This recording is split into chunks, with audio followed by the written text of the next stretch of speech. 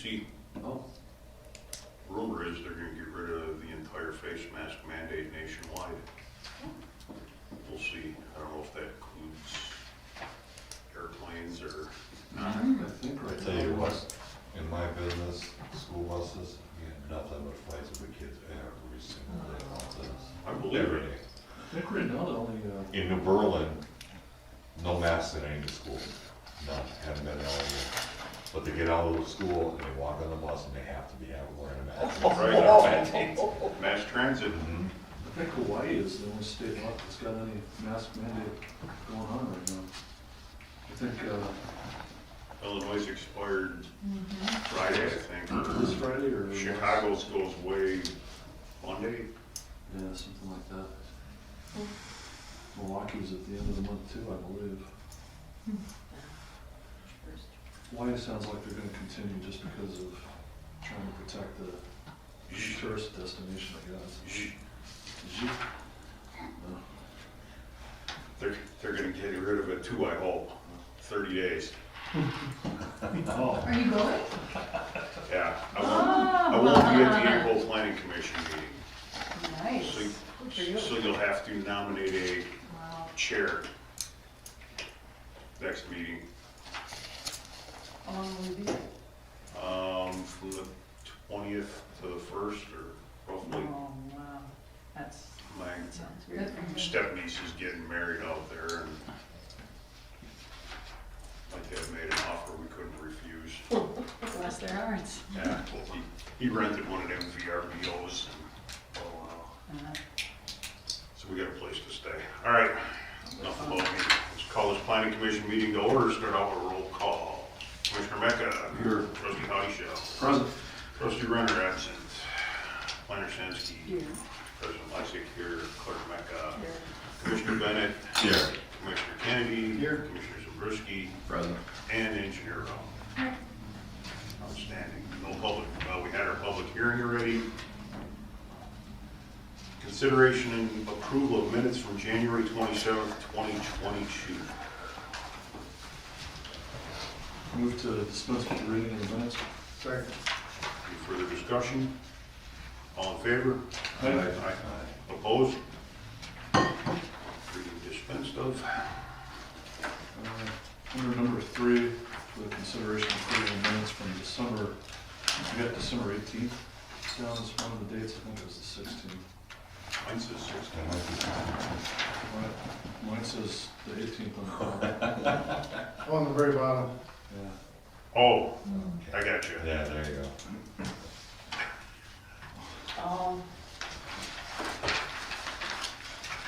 That was a long planning commission meeting.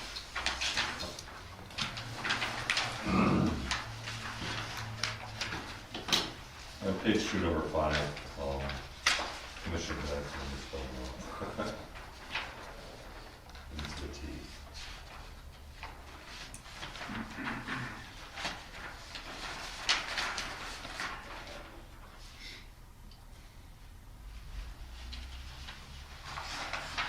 Page 4, number 9. I guess I think we need to figure out what is, lot 8 on Wind Drive will be issued a house. Is that, we give a house, is that a house permit? I think we need to be a little bit more, because we're issuing houses, I want to talk to somebody about it. Right, just for the heck of it, you know. Good catch. I don't remember what that was.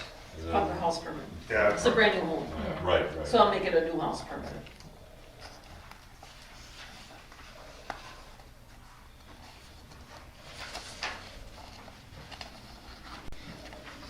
And also, well, further down, number 10, okay, regarding completion, occupancy about building 2.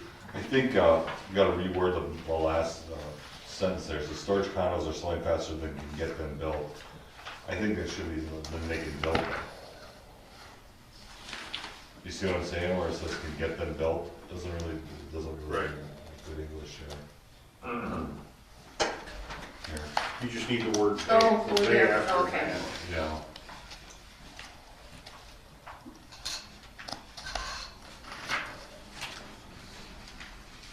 Yeah, I think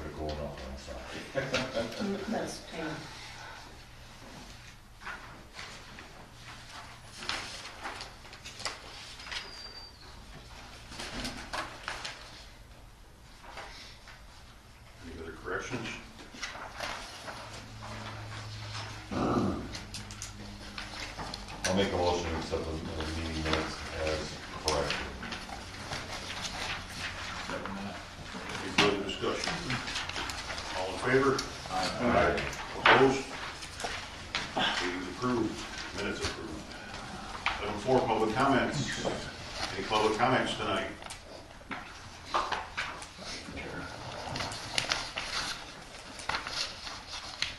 If there are no public comments, we will move along.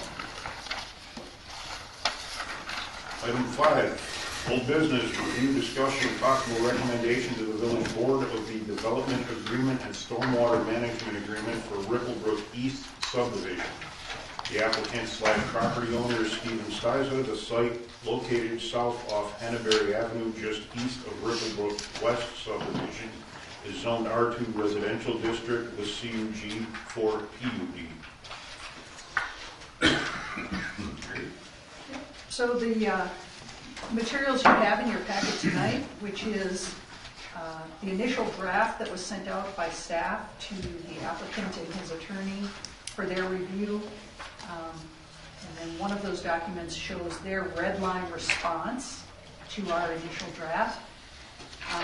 Then myself, Naomi, and Attorney Schober sat down and went through their red line markups, reached a consensus internally about whether we recommend in favor of accepting their proposed changes or not. And that outcome is reflected in the second document that's there. It's called the clean copy. We have not heard back from the applicant or their attorney yet. When this was sent to them, they were asked to review it, provide feedback and remarks on anything they feel needs to be modified. And we haven't heard anything back from them yet. I'm sure that we will, but not as of today. So my suggestion is, though, that since everybody has this great group of materials together, that you hang on to that, and maybe they don't have to reproduce it then in the packet for March or April, whenever they do decide to double back to the plan commission on this. So for tonight, I would be, suggesting that you would probably hold it over to a future meeting when the applicant's response is received. How much time has passed since you gave it back to him for review? A week. Okay. Is there any major sticking points that you know with this at this time, or anything you anticipate? I think there are one or two.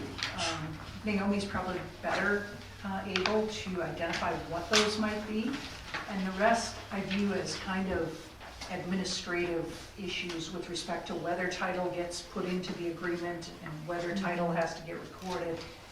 Those kind of things I really defer to the village attorney on, but Naomi can probably address the high points of Yeah, there are a couple of things. material disparity. Right, there are a couple of things I'm recommending be included that were part of our original template that they then took out and reworded to change the meaning, in my opinion, change the meaning. So one of those is found under like the letter of credit for the surety deposit for the stormwater. That's still something that keeps getting changed or removed. The sticking point there is that our ordinance allows us to request a bond for the completion of the stormwater management facility. And the developers' red lines continue to remove the grading from that and the installation and just leave in restoration of the stormwater management, to bond for the restoration of the stormwater management facility, is essentially kind of a summary of what that section is. And then there's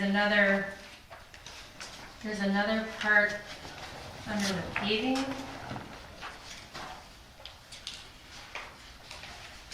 The road completion.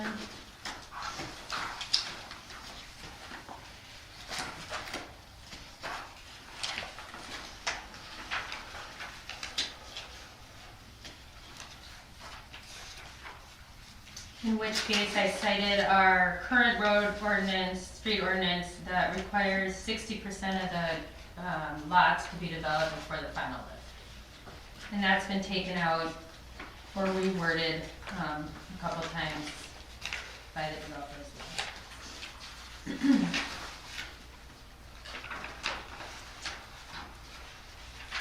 And that is consistent with the current code? Yes, and then, so in this final one, I actually referenced the current code so they can verify that. In both instances where we're kind of having this debate. And then, Mike Schober, according to Mike Schober, there's this dispute about the state statute and what it allows bonding for with respect to grading. And the village's interpretation, or village staff interpretation, including Mr. Schober's, was that bonding could be sought for the stormwater management facility, and the developer, him and his attorneys' interpretation of the code is that they don't have to bond for grading up to the subgrade. In which is why they keep taking out the grading of the pond. So.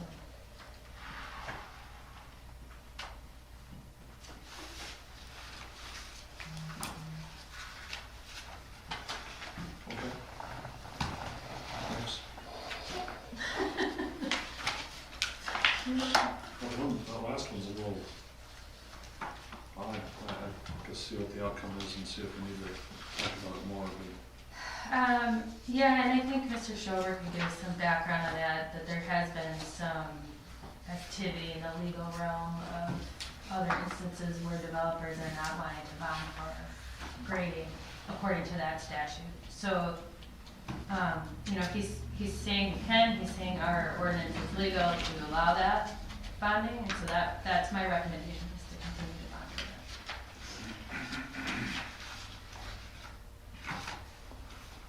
Do we need a motion to table that then? We do. Is there anyone else have any questions or concerns at this time, though? How much different is this developer's agreement than the one we previously did with the last subdivision you did? With the last subdivision he did? Yeah. I mean, they're contiguous to each other, so. Right, yeah. I don't know. That development agreement would go back a ways.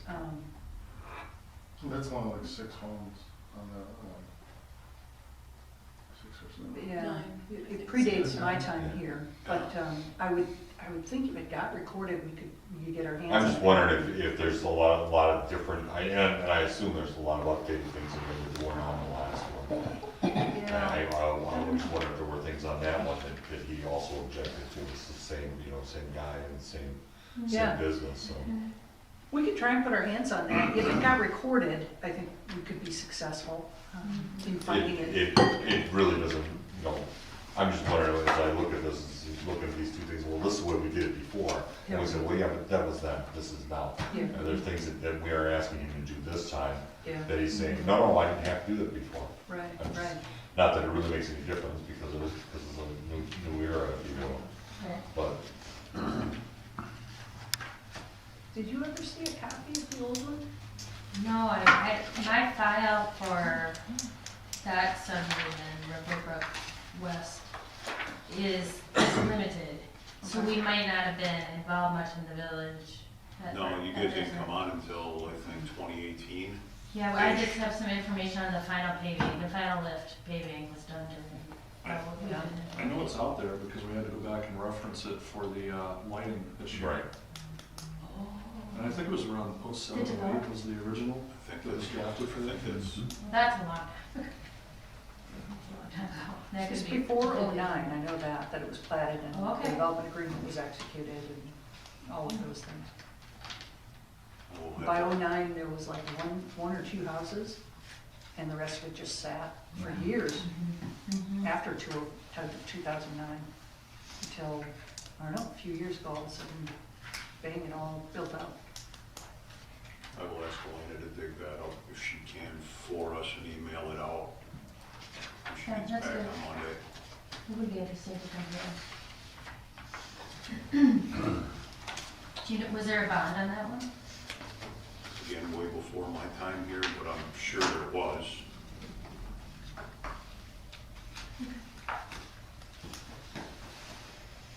Any other questions? We'll entertain a motion to table. Make a motion to table. I'll second it. Any further discussion? Oops, sorry. All in favor? Aye. Opposed? Item table.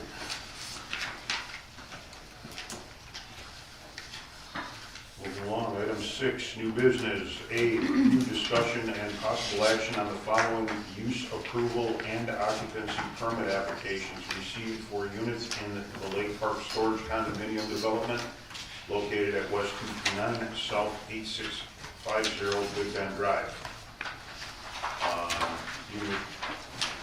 Item 1, Building 1, Unit 1, tenant Jake Jankowski, Diamond Dust Floors, owner Schwig Properties LLC, purpose used business storage.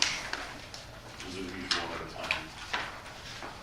I think. Just as kind of an overview, so Jason Crony and I got together the Monday following your last planning commission meeting, and he had, Jason was not aware that there was an application form specifically created for the Lake Park storage condos. So I apprised him of that, and he distributed those to everybody who is either already in those units or has filed a building permit application to occupy any of those units. And so this is a grouping of all of those applications when they came back. And when I talked to Jason that day, Jamin Peterson actually happened to come into Village Hall, so we chatted with him for a bit. And I explained to both of them that the likelihood was very high that I was going to not do anything with these applications, but put them all together in front of the Planning Commission to get your guidance as to how you interpret these applications and how you want the staff to proceed with these administratively, or evaluating them, more deeply maybe than what's on the face of the applications, and pressing for business site and operating plans. So in this development, right, we had a development agreement and deed restriction that was, hammered out over a lot of hours of give and take. And in there it says that the permitted uses are, and I should actually open the file here real quick. Misspeaking. The permitted uses include pure personal storage, okay? Business storage. Both of those two permitted uses should only require an administrative staff sign off on the occupancy, okay? Personal hobbyist enthusiast use. There again, depending on the description of what's given in the application, it can be approved administratively at the staff level, or the staff could kick it up to the Planning Commission if there's something about the description that triggers concern that it might have nuisance impacts, for instance. Maybe it's going to be noisy, or maybe it's going to be dusty or odorous or something like that. If that's part of what's described to us, we'd probably kick it up to the Planning Commission and ask for you to bless this before we would issue the permit. Then the fourth category is small business, trade, and contractors office/shop, not including any retail, wholesale, or showroom display areas, may be permitted subject to prior Planning Commission approval of a business and operating plan, okay? So that means if there's going to be a business operation, and I want you to think about, for instance, what goes on Industrial Drive. From time to time, you see business site and operating plan applications where somebody's going to be moving into somebody's building over there as a tenant occupant. We want to understand the characteristics of your use, what your provisions are for parking, what are your hours of operation, are you going to have nuisance impacts, what kind of traffic are you going to generate? Those are the questions we ask every time somebody moves into a space over there. And that's the same thing we would be doing here. If you're a business use, we would want to ask all those questions of you, button it down, give you your approval, and send you on your way. At that level of review, typically the planning commission attaches conditions, like, here's your hours of operation, here's your limit on how many vehicles are parked at the site and in what locations at any time, things like that. So that's that fourth level of use that can be permitted. And then the development agreement goes on to say, no other uses than recited above are permitted in this development. Any uncertainty by staff as to the use or occupancy shall be resolved by the planning commission's review and determination. So that captures in 5 bullet points the essence of where we are now. Because now Naomi has said, from a site development standpoint, they've done what we expected of them as far as phase 1 until a few spring things get finished. I've reviewed it with respect to completion of the architecture according to plans. There's just a couple of things, a little stonework on the walls that can't be done until spring. Other than that, they're ready to go. Occupancies can be considered. But right out the gate with this first batch of applications, the question comes up, how to interpret some of these. For my part, what I have said is that I have to review them based on precisely what's on the face of the application. I don't have anything more to go on. I would like the planning commission's input on that, because to be very honest, I'm not looking for trouble, but some of these, when I read them, it guides me to think that there's a business in essence, but I can't doubt what the applicants say. So with all of that said, let's tackle them one by one, and I'd like to hear the commission's feedback and guidance on how you would dispense with these applications. So the one other thing I should say is that I think you all got a copy of correspondence from the village attorney on this, and from the village president weighing in as well. All of those things have to be kept in mind as well, okay? And here we go. Unit 1, Building 1. It's owned by Schwid Properties. In fact, I think Schwid owns the whole first building. Yeah, except for the owner's lounge. So in this case, Unit 1 is a gentleman by the name of Jake Jankowski. He puts on his application that he intends to use the unit for storage of resins and materials and equipment, parentheses epoxy flooring. He circles, when I created this application, I put 4 different choices in there for the applicants to circle as an explanation for what they view their use is.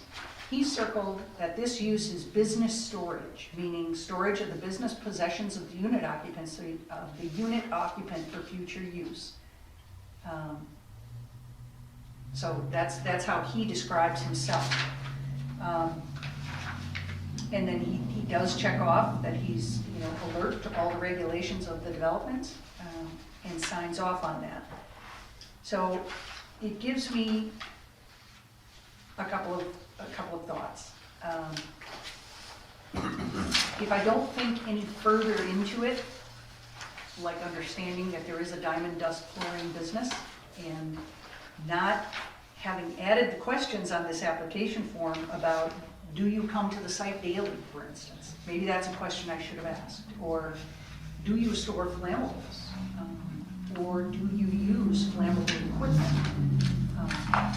None of those questions are on this application form, so I don't know the answers to any of those things for any of these items. But so on the face of this application, my reaction would be, I think he fits as a business storage use. I'm going to turn it over to the commission and to Bill Brown. And I wish Jason had come tonight, because there's also kind of those building code questions. Okay, so this one happens to be flooring. There's another one where he talks about using torches, for instance. I don't know if the buildings are built to to allow that kind of operation to occur inside these buildings, just from a building code and sprinklering and fire safety standpoint. So there's a lot we should make sure we're very educated about before we leap into occupancy, I think. Now I'll turn it over. Sorry.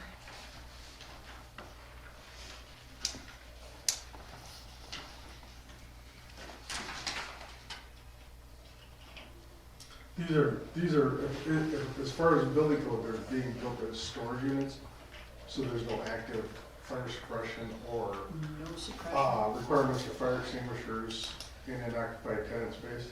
That I don't know. There's a requirement for fire extinguishers, yes. So but there's no active alarm system or suppression system. No. So if they are using. Not at also this doesn't time, say- they might have changed, or they might change it in the future, I don't know. Storage of the liquids for the epoxy, well, yeah, if you're talking about someone who's gonna use the torches as a shop. Yeah, Well, so let's- for this well, purpose. Let's we'll focus dial on this out- one Well, first. On that one first, right. Yeah, there is no fire suppression in any building Right. in industrial park, just Yeah, anywhere, I so know is- I don't know why this would be any different at all. As far as, I mean, you don't have to, that's why we kept it where we did, the size of the buildings and such also. Right. Yeah. I raise it as a question, because I don't know the answer to it, so I wanna make sure the village is, Sure, my guess would be, according to his application here, he's storing of resins, materials, equipment to do epoxy flooring. I looked at his website and, yeah, that seems like that's pretty much all he does is resurfaces concrete floors and driveways and garages and patios. I would defer to the fire inspector as to how flammable is any of this, or isn't it? It is. You would know, that's your job, Yeah. you got the MSDS sheets there, are you aware of what he's That's what he's storing? gonna, well, he's supposed to have them, I haven't seen them yet. So that's requirement, does it have a CS? Yeah, I told him when he wasn't there, I told, Mr. Peterson that you need to have them get, MSC sheets on all of these. If anybody has any chemicals of any sort. And we have to know how much and what they're gonna have in there. And if they have that certain amount that they can't have, then they can't have it in there. And if they do have a certain amount, then they're gonna have to have a locker in there or something to store the chemicals in. So we don't really know how much he's planning or how much he actually has in there now? I don't know. Okay. Because when I went to inspect it at the time, Does he, he wasn't there yet, and they said that he was there, but he wasn't there, and none of his equipment wasn't in there, and I have no feedback in regards to what he's got in there or anything of that nature. Mr. Peterson, do you know if he's fully moved in or not? If he's what? Fully moved in? As far as I know, he is. Okay. I mean, he works out there by himself, so I don't see him down there very often, and I have no clue what's inside there. We got a phone number and an email address on here to get a hold of him if we need to. I would say that we can't issue an occupancy until we get approval from the fire inspector. Once, Fire Inspector Bronk approves it, I don't see any reason not to, because I don't know how you would possibly run a retail business out of a storage unit doing, epoxy floors. It's not big enough for a showroom, it's not a place where you can demonstrate your product, you can go into your home and look at what you have, I would think. So I think he falls under the business storage criteria. So, do I recall correctly that floor drains go to a separated holding tank, is that correct, in those units? What's that? So the floor drain, Yeah, those all have, they have individual holding tanks. okay, Yeah, the septic goes to the septic system and all the floor drains go into the holding tanks. is that holding tank underground, like under the building then? Yeah. Like a gravity feed into it? Mm-hmm.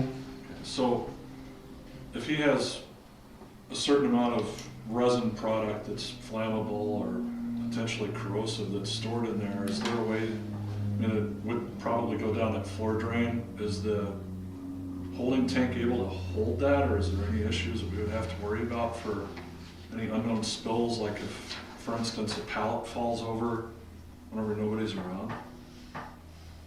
I don't Well, know. I believe that, like, if there's stuff in the holding tanks that shouldn't be there, when they empty the holding tanks, it's a little bit different than the septic. A lot of these have to be, they take a sample at the treatment plant before you can, you know, and they know what's in there. But as far as, I don't know how you'd possibly know otherwise, How if something tips over inside of a building. How big are the storage tanks? 2,500 gallons. Okay.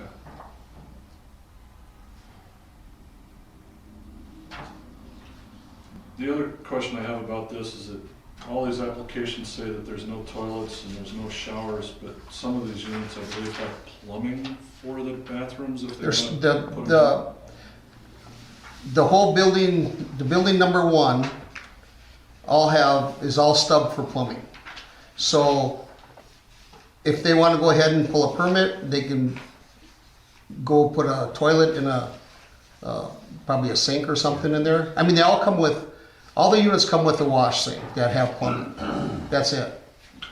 So if they want to have a toilet or a bathroom, that would be all through Jason.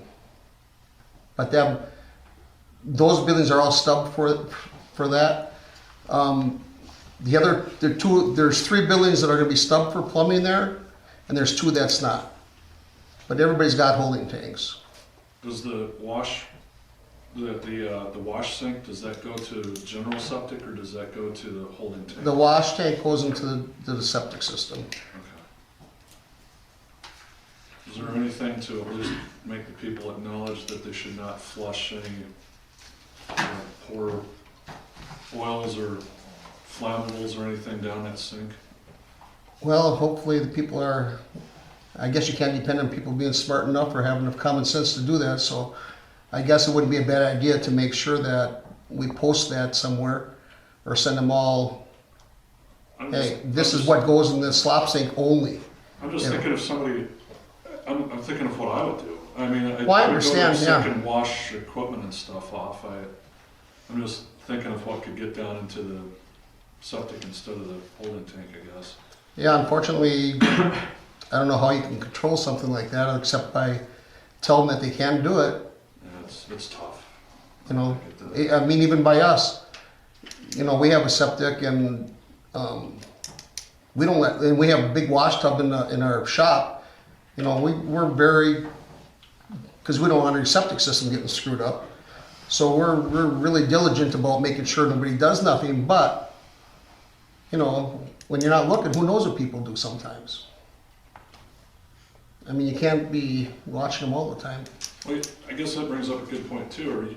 Is there any control in the future to come in to take a look to make sure that they're adhering to things, or is it kind of like? I would think that would have to be, that would be up to you guys, not, that would have nothing to do with, nothing to do with us. I don't know if that's in the developer's agreement. Well, the fire inspector and the building inspector could arbitrarily Right. do whatever they want for an inspection. But that's, I think, our only real recourse unless there's an official complaint filed, then the police department can get involved. You know, when you do the septic tank and check it all out, you may find chemicals in there, they're gonna say, hey, look, you're not doing your job and cleaning properly. And that's probably another way to find out if you're doing it or not. I have another odd question. The 2,500 gallon holding tank, is that for one whole building? That's, yeah, that's for the 4 units. Correct. That's not per unit. That's what I thought. For the whole building. I want to make sure it was clear. I was So- trying to picture that too. So right now we have, So if we've got a guy in unit A and he has an epoxy spill, one part, and guy in unit 3 has a acetone spill, what kind of reaction are we gonna get in that tank with commingled chemicals? See it, part A or part B on epoxy, because it makes a heck of a difference. I know, I'm just saying, we don't, you know, and God forbid anything like that would ever happen. yeah, I'm sure there's all sorts of I mean, you can go as things simple that, as ammonia and bleach yeah, I mean, there's a zillion things that could happen, but and fog everybody out of How the whole you- unit. control that. Do you know when, is there like an alarm system to Yeah. tell you whenever okay, whenever it gets full?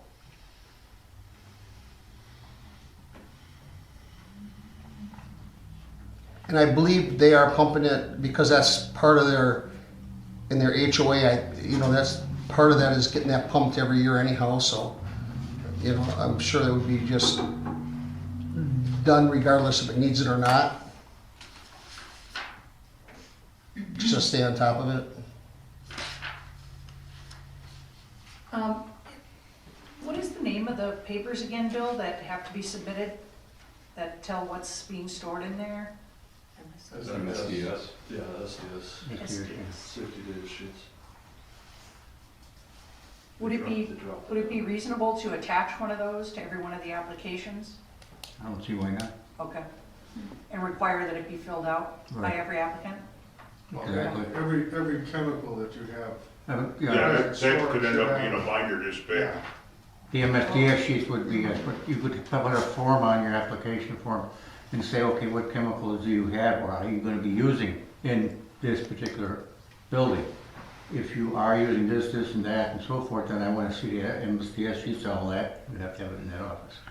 And I should have a copy of it and they should have MSDS, a copy. MSDS sheets. okay. No, they dropped it. They did short Okay. test. Yeah, okay, I'm All sure. right. So it would be, then I should maybe add something to that effect to the language of the application that says what Probably chemicals wouldn't. and materials will you be storing or using? Yes. And based on that, the other thing I was gonna say is, maybe it would be wise to have 3 levels of sign off on these sheets as they go through administratively. So when this application comes in, it should go to me, it should go to Jason, and it should go to Bill. And all three of us should be looking at that.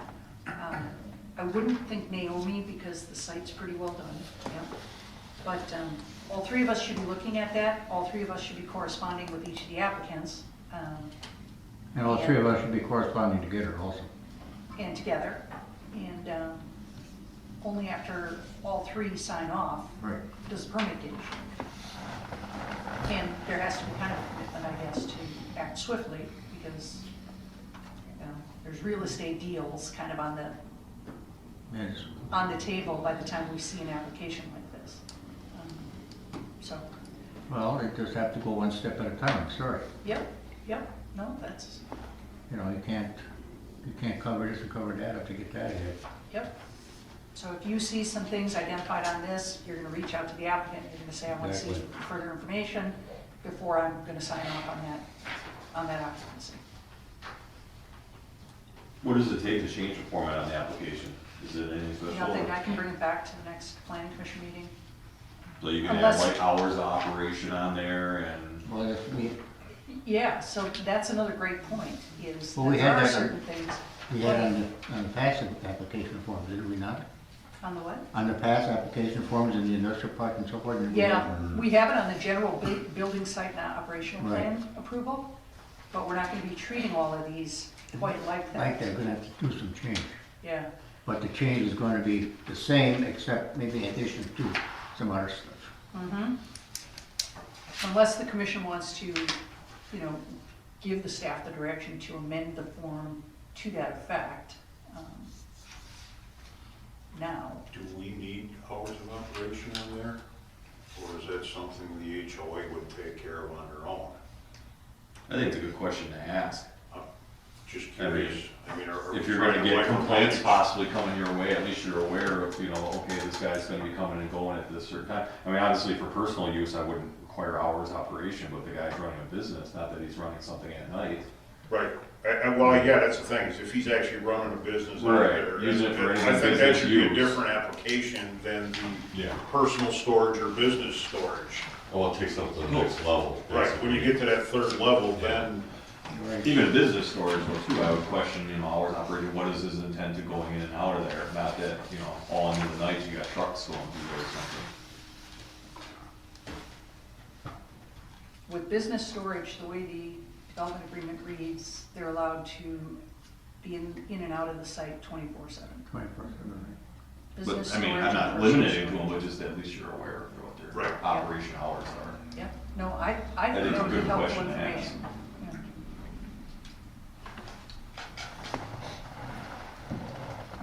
So that's gate, it's gonna be gated, right? Or-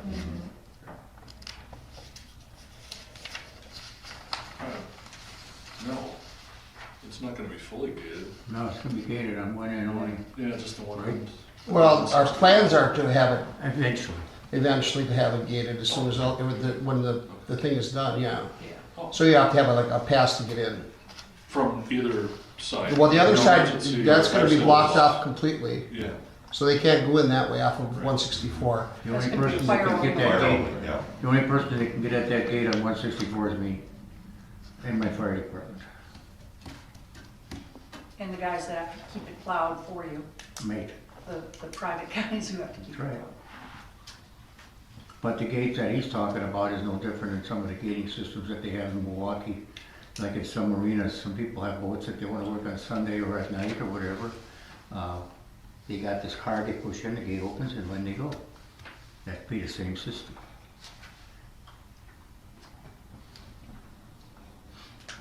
Okay, so moving this agenda along, do we table item 1 pending fire inspection? I think we need more information about exactly how much and, you know, and what of each is in there before we really get started. But that's what I mean. Yeah, if he reports and fits- proves that He fits what the use is, and I don't have a problem with that. Right. It's, you know, is Bill gonna approve the Right. use or storage of the materials in the, For the storage of what type of materials, how to store it, does it need to be grounded, and so forth, and everything else. And the Right. amount that you're allowed in per square feet of what you got, or per the drainage that you have. Anything else? that's all you. I guess. so do we have to give our yes or no through planning, or is this still being done administratively for business storage? My feeling is, I think what I'm hearing the commission say is that this one is business storage. That's your Correct. takeaway on this? And you'd like to defer to staff to I collect would the say yes. additional information? This Yes. one, the first step. And have the sign off by the fire inspector and the building inspector with that additional information in hand and cut 'em loose. I agree. Okay.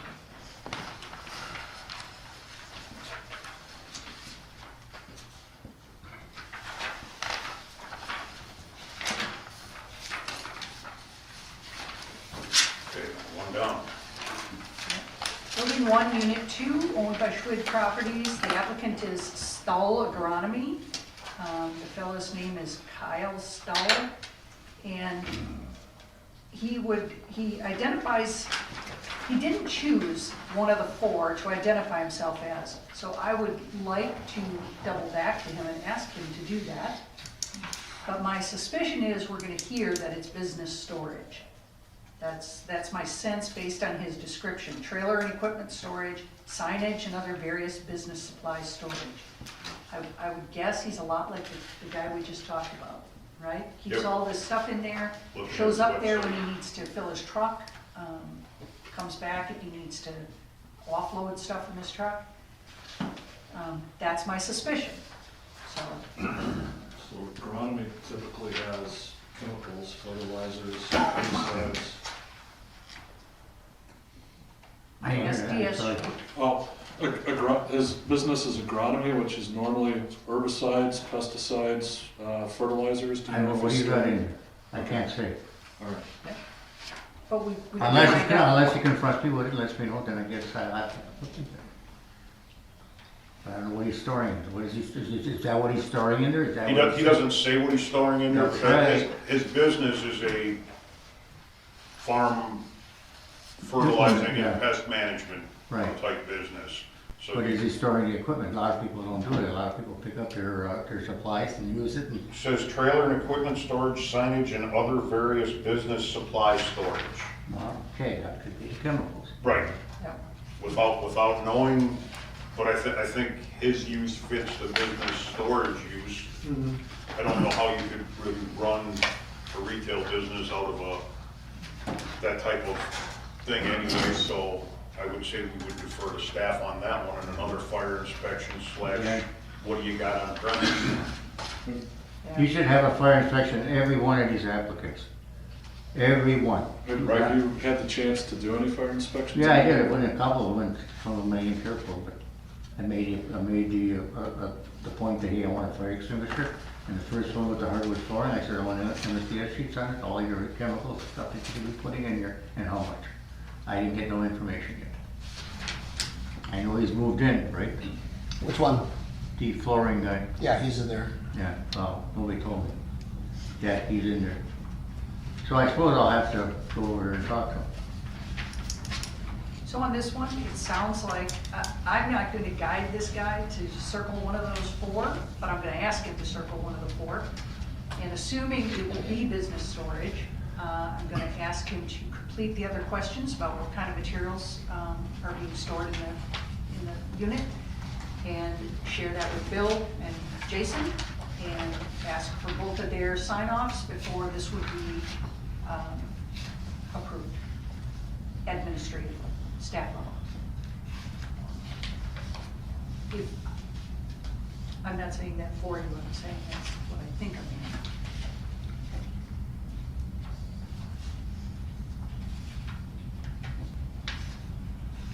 Seems fairly straightforward on that one, to me. Yep. Any other questions?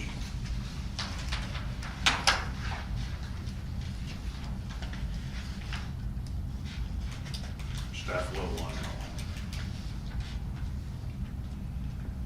that. Item 6A, 3, Building 1, Units 3 and 4. Applicant views his use as business storage. Planner review brings up questions such as: 1, the reference to minor installation of accessories. Is this on other people's vehicles or your own? Is applicant in, out of this space daily, almost daily? Do you plan for any customer visits to the site? So this fellow has the two southernmost units in Building 1. And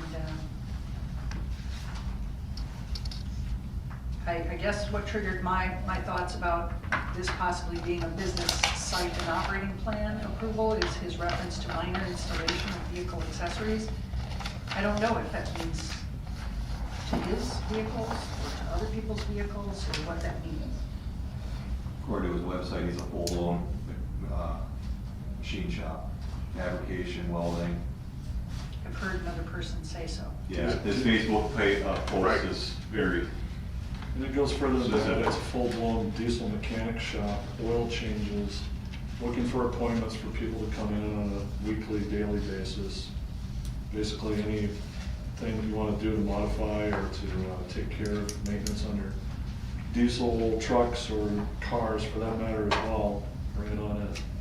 So it's a forward-facing to the public business, it's a full auto body shop. The problem that I run into, just to reiterate this, I think you're both on point, and it's gonna raise a good question for you guys to have to make a decision on, but, again, from staff level, we're looking at what have they said on their application form, and he circles business storage. And it is not anybody on staff's level to question, what people assert their business is. But I do think that we need the commission's assistance with this one. I would have pushed this up to the commission. In the future, this is the kind of application where I would have looked at this and I would have thought, this needs to come back to the commission for consideration. I assume you want staff to do a little bit of background investigation on what we see on the face of the application, right? We want to kind of discern whether there's a business out there that goes with this application. Accumulate whatever information we can. Honestly, you have to have a little bit more explanation of minor installation of vehicle accessories, like you said, is that his vehicles? Go Or is take a it- look at his Facebook Yeah. site. That's all you need to do. If you look at his full-blown Facebook site, design. I'm pretty, yeah, it's almost like a hot store or something like that. So my first and biggest concern is that information is not on this application. So at face value, how is our staff going to determine that people are putting down the correct information on here? I call this a falsified application. I'll go right out there and say it.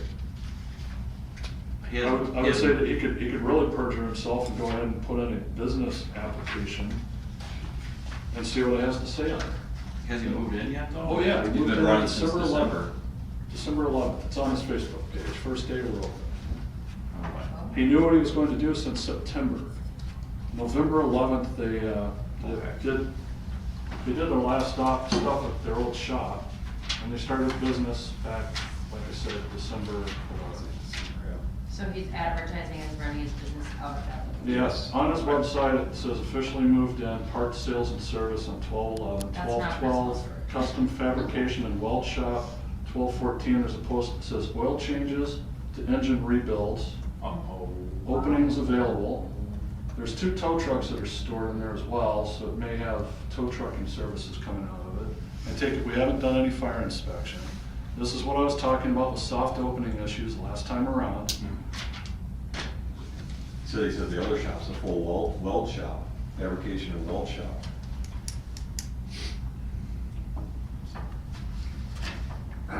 so it's not really, Does that even it's fit not into really, the a- picture? it's not really on you guys, you just sell it to them. Well, unfortunately, I mean, the people that first building that Schwid bought, we have no control over whatsoever. Right.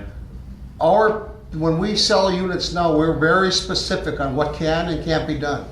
We don't try to, cheat or nothing like that. We tell them, we have very strict, condo documents, what you can and what you can't do out of the units, So we might deter people right away from moving in.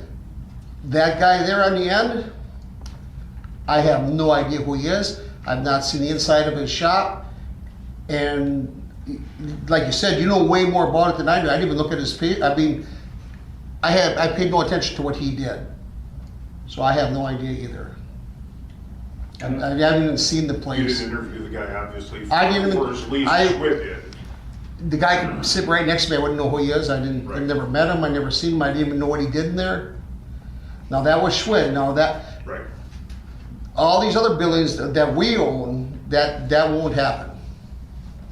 I mean, that will not happen because, we're gonna watch who we sell it to. Because this is gonna bite them in the butt if they think they can come in and lie about it and buy it and get caught. Well, I mean, how does then he they're gonna be plan out of some money. How's he plan on doing oil changes out of there when you need a card to get in and out of the parking lot? Again, I have no clue what Schwinn had told them. I have no clue on what's going on over there. What are all your tenants gonna say when they see him Well, running? exactly. We're gonna park all his customers. A lot of this, what you guys are seeing right now, a lot of this is new to me as well, for this. Let me ask the other difficult question, as long as we're in this. When did we give occupancy to that building? Like, when did we say the building is complete so you guys can go ahead to sell the building? Do we have a date on that? I wanna say it was probably November, December. Was it prior to or after December 11th? That we said that it was occupiable? I don't know. Did we ever do that? I don't think we ever did that. I thought that was No. per unit it was supposed to be Yeah. done. We just gave Well, them, not the application that No, we're no. looking at here, but just Just for the tenants, for the building. actually, just for the buyer, complete. Schwid. Yeah. I thought we weren't in control of that. They could have did that at any time. It was the occupancy that we were questioning. Yeah, it's not for the sale, but for the. They could sell them at any Well, time. Exactly, but to actually allow occupancy into the building. Unit occupancies They've never been weren't granted the supposed to right. happen. Yeah, They not just shouldn't yet. have happened until these applications were filled out and signed off on. So how do we prevent this? I mean, we have to deal with this, but we also have to ask ourselves, how do we prevent this from happening in the future? I brought this up last meeting, which was a month ago, And these documents were signed off on at the beginning of the end of January, the first part of February. We haven't done any fire inspections on any of these places. I'm asking, how do we prevent this? If we would allow this to go forward, and that this business establishes itself, then it sets the precedence for the other 42, right? 42 sites. We just, And it's going, and unless we have the teeth as a commission to be able to regulate this, it's going to just, you guys are going to be unimpressed by the outcome of the whole thing because it's just going to turn into a mess over there. You know, I agree 100% with some of what you're saying. I think some of these applicants, some of these were in for quite some time. And I think some of that should have been addressed as well. When did they turn some of these for occupancy permits in? Quite some time. I mean, I know it's been way more than a month. Schwitz signed on them on January 31st, and this tenant signed February 2nd.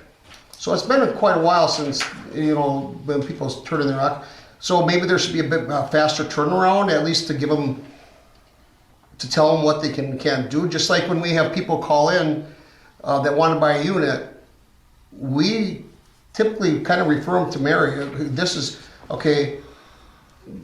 what you can and you can't do. And if you have questions, you should call the planner. And you've got a few phone calls, right?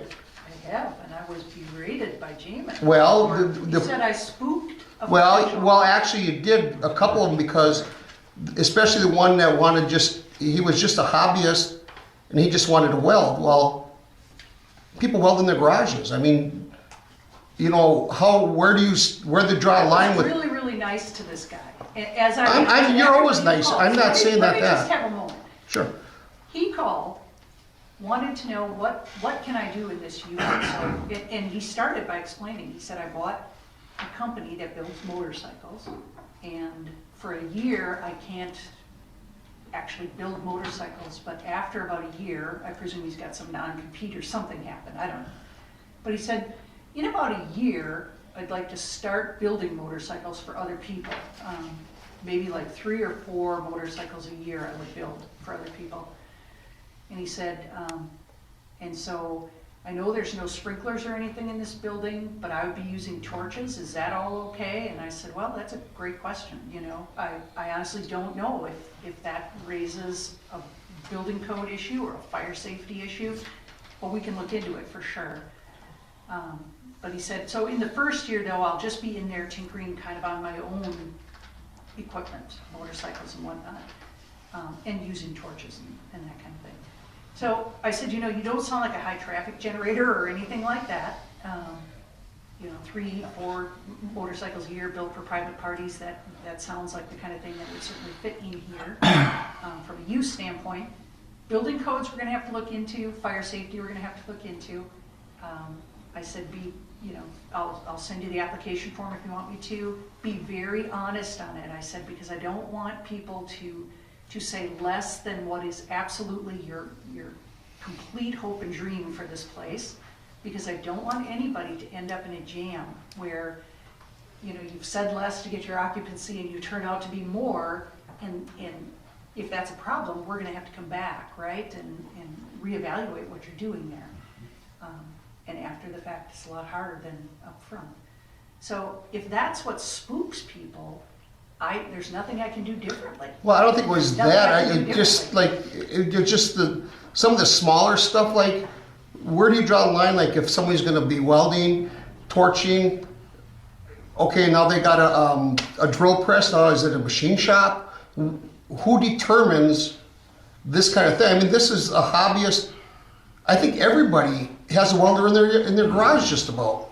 I think what determines it is the amount of foot traffic or car traffic that's going in and out on a daily basis. Well, I would agree, but that's not what, again, It's not a retail business if you want to, and I don't think anybody in this room would have a problem with a hobbyist welding, torching, or anything like that on his hot rod or motorcycle or whatever.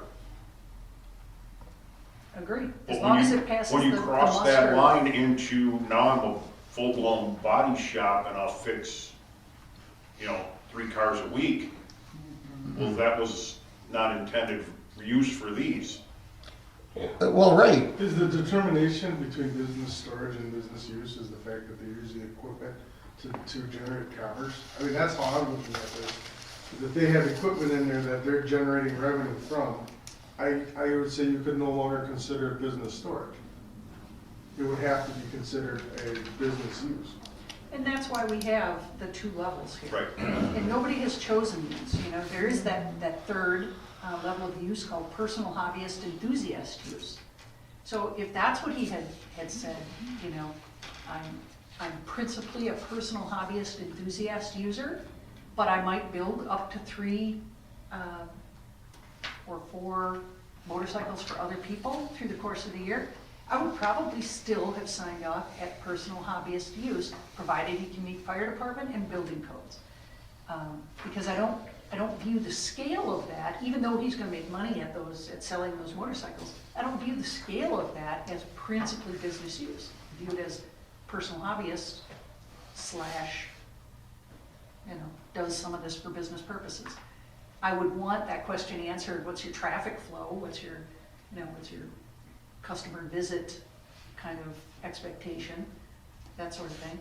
But that has to be monitored by the association, There's only so much parking in this development, and if there's too much traffic, the association is gonna implode on itself, right? well, exactly, yeah. Yeah, I mean, this guy, 3-4 motorcycles a year, that's 3 or 4 appointments a year. No big shake. Oil changes, that's It's a different 3, problem. 4 a day maybe. But I don't know why, if that was the case, why didn't you just tell them, well, if that's all you're gonna do, that's fine, we can handle this at the staff level, instead of telling them, well, we're gonna have to get this to the planning commission. I Because did it- not tell him he has to go to the planning commission. My conclusion with him was, I'm gonna email you this application form, fill it out, be thorough, don't sell yourself short. If you're really talking about 15 motorcycles a year, put that down, Because if in 3 years, that's what you're gonna be, I want you to get that approved right up front. I'm trying to help these guys. Well, I understand, I think that's right too, because. And I don't like to be berated as spooking your customers away. It's the last thing I would ever do.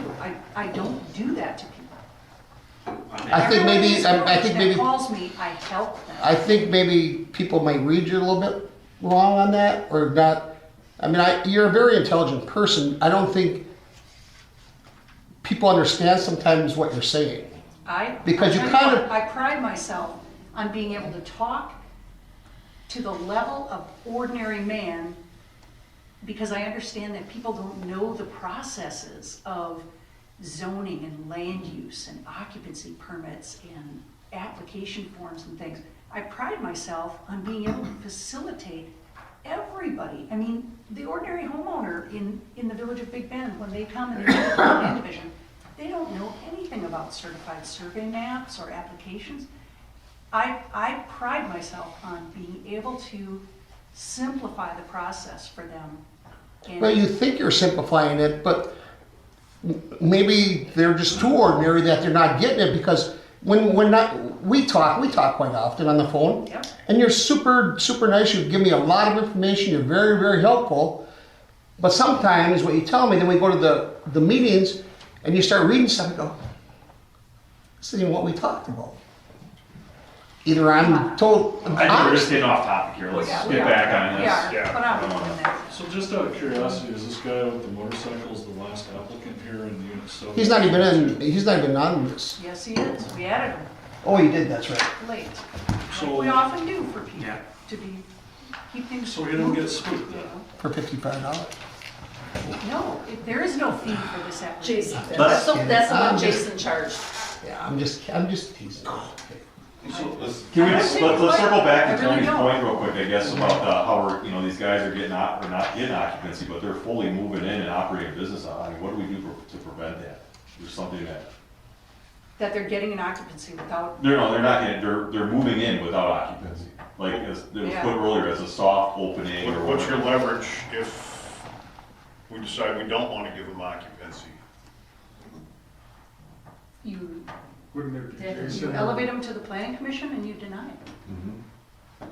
We would not have okayed this guy coming in here, not to do the work he's actually doing now. And that's, And if he'd showed up at this, I'm not not devil's there. advocate this one though. On his Facebook page, he does tout his oil changes and tune-ups and whatever else. He never once states the location. You did say in Big Bend, Wisconsin. I didn't see that. Yeah, you have to look, but he does his new location in Big Bend, real, you know, he's got a lot of. Because I know he had a New Berlin. Yeah, and that's my question, like, okay, maybe I'll give this guy, I'll give this guy Was it? credit. That's his residence, that's where his But- LLC is based on. And even if he said his last job at the old shop, new location in Big Bend, so, I mean, and I'm not faulting this guy, maybe he was sold something that he doesn't know, I don't know, but And maybe we it's need just to, I mean, behind and he's that. got thousands and thousands. He didn't tell the truth. Right, but he filled that out in February 2nd is when he signed Okay, it. so that's. And he's been 3 operating the weeks ago. business since, if he was sold Right. a song and dance back in December, leasing this building, he started to operate the building, I mean, I don't know what he knows, and I'm not defending him, I'm not, Honestly, it would have to be between. I'm just the trying to avoid it. applicant- It would have to be between the applicant and Schwood Properties LLC that owns it. Honestly, it would have to If fall they down gave to him, there and they he can take thought it. that he could Yeah. use it for. Yeah, who Discuss. says, yeah, and who says that they can move in right away, and how do we regulate them from moving in right away? Same thing with the guy that's got all the flooring materials in there, you don't know what's stored in there right now, you don't know what kind of hazard it's, you know, it is to the fire department, if there is a fire there, no one knows, but he's fully moved in, so how do we stop that from happening? And the next guy over to him wants to bring in fertilizer. Right. Possibly fertilizer this next And they're time. sharing a septic, or a Correct. holding tank, Right. which, Is Jason giving these tenants their conditional use, you know, for occupancy on a building permit basis from the original building? Because when they move into these, they're not doing any additional work that would require any second building permit, if I'm correct, right? Correct. Somewhat. In talking to Jason, what he does is similar to when you build a house. You get your garage and a structure up, and you're allowed to move some things into the basement or the garage, you know, temporary storage or for working on the house or whatever. This went a little beyond that. I would actually debate that because I've been told by individuals in Lake Park that Jason himself and Vince as well saw things that were stored in basements while the houses were still being built and said, you cannot have occupancy until that stuff is physically removed, you cannot bring that stuff in.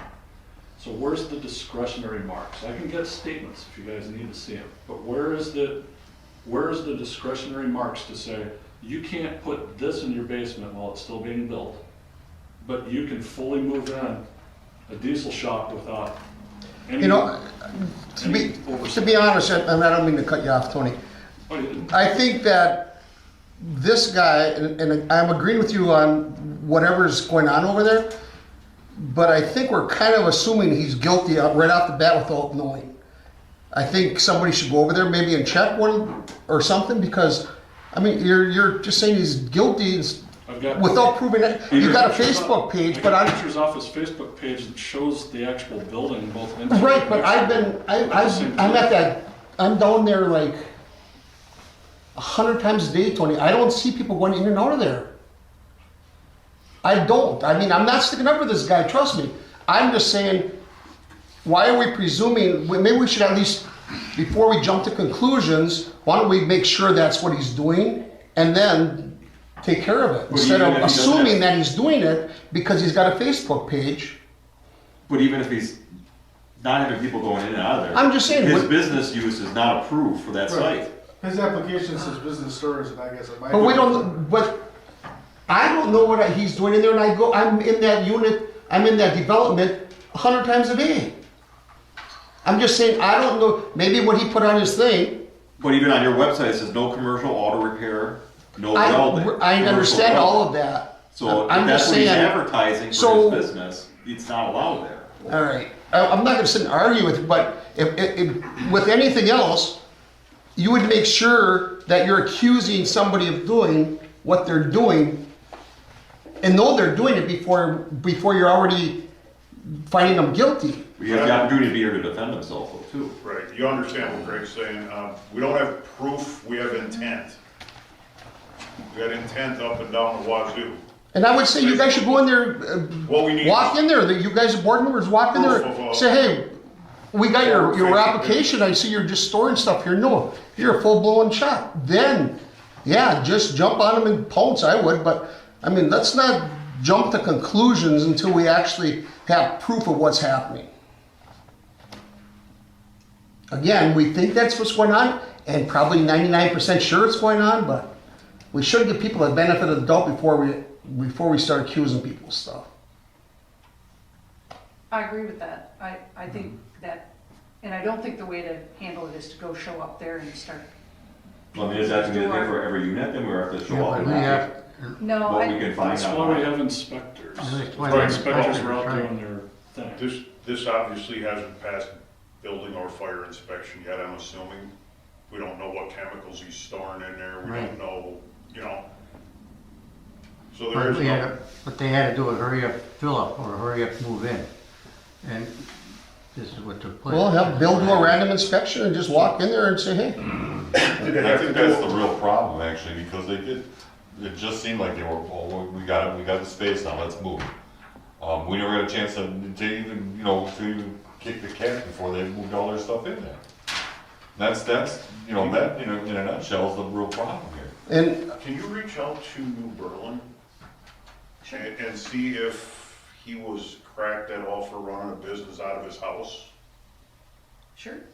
please? Could No, you- Greg over there. You know, and maybe that's what forced his move in September. to I'm announce not. it. I don't know. I'm with you. I'm just saying, that's the only thing I'm telling you is, maybe we should just make sure of this before.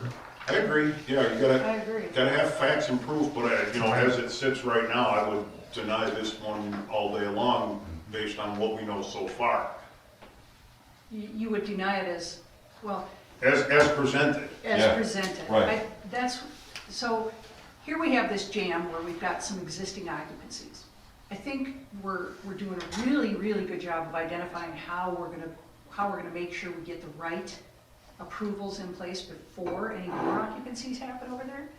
But for this one, I think you did the right thing on the first two. On this one, I think what you're saying is, we don't really feel like this is just a business storage use, and we need to go back to this applicant and let him know that we feel like his use exceeds, you know, what the development agreement and deed restriction allow for, and are requesting that he fill out the business site and operating plan form, and/or more thoroughly complete this application form to convince you that he is not a business, if he feels that that's where he's at, and go from there. I can send him a Agreed. letter tomorrow or Monday Agreed, and just yeah. say. you know, So, yeah, he needs to do that and then come back in front of the full planning commission and present his case. in a fully detailed explanation of what his use is today and 3 years from now.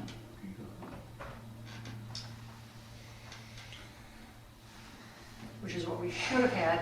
We didn't out the answer gate. Tony's question Right. though. I totally didn't think we- How do you prevent other people from moving in at this point? I don't know. Well, it's not to prevent them from moving in, but to know upfront that they're, so my issue with this is that this is most likely, we've got 39 of these left to go through at some point or another. This isn't going to be the only one we face that someone puts down what they either think is the correct information or just leaving some of the more critical things off of it, or if somebody decides that they're going to do something different, I get that, that's somewhat out of our control, but this was full intent.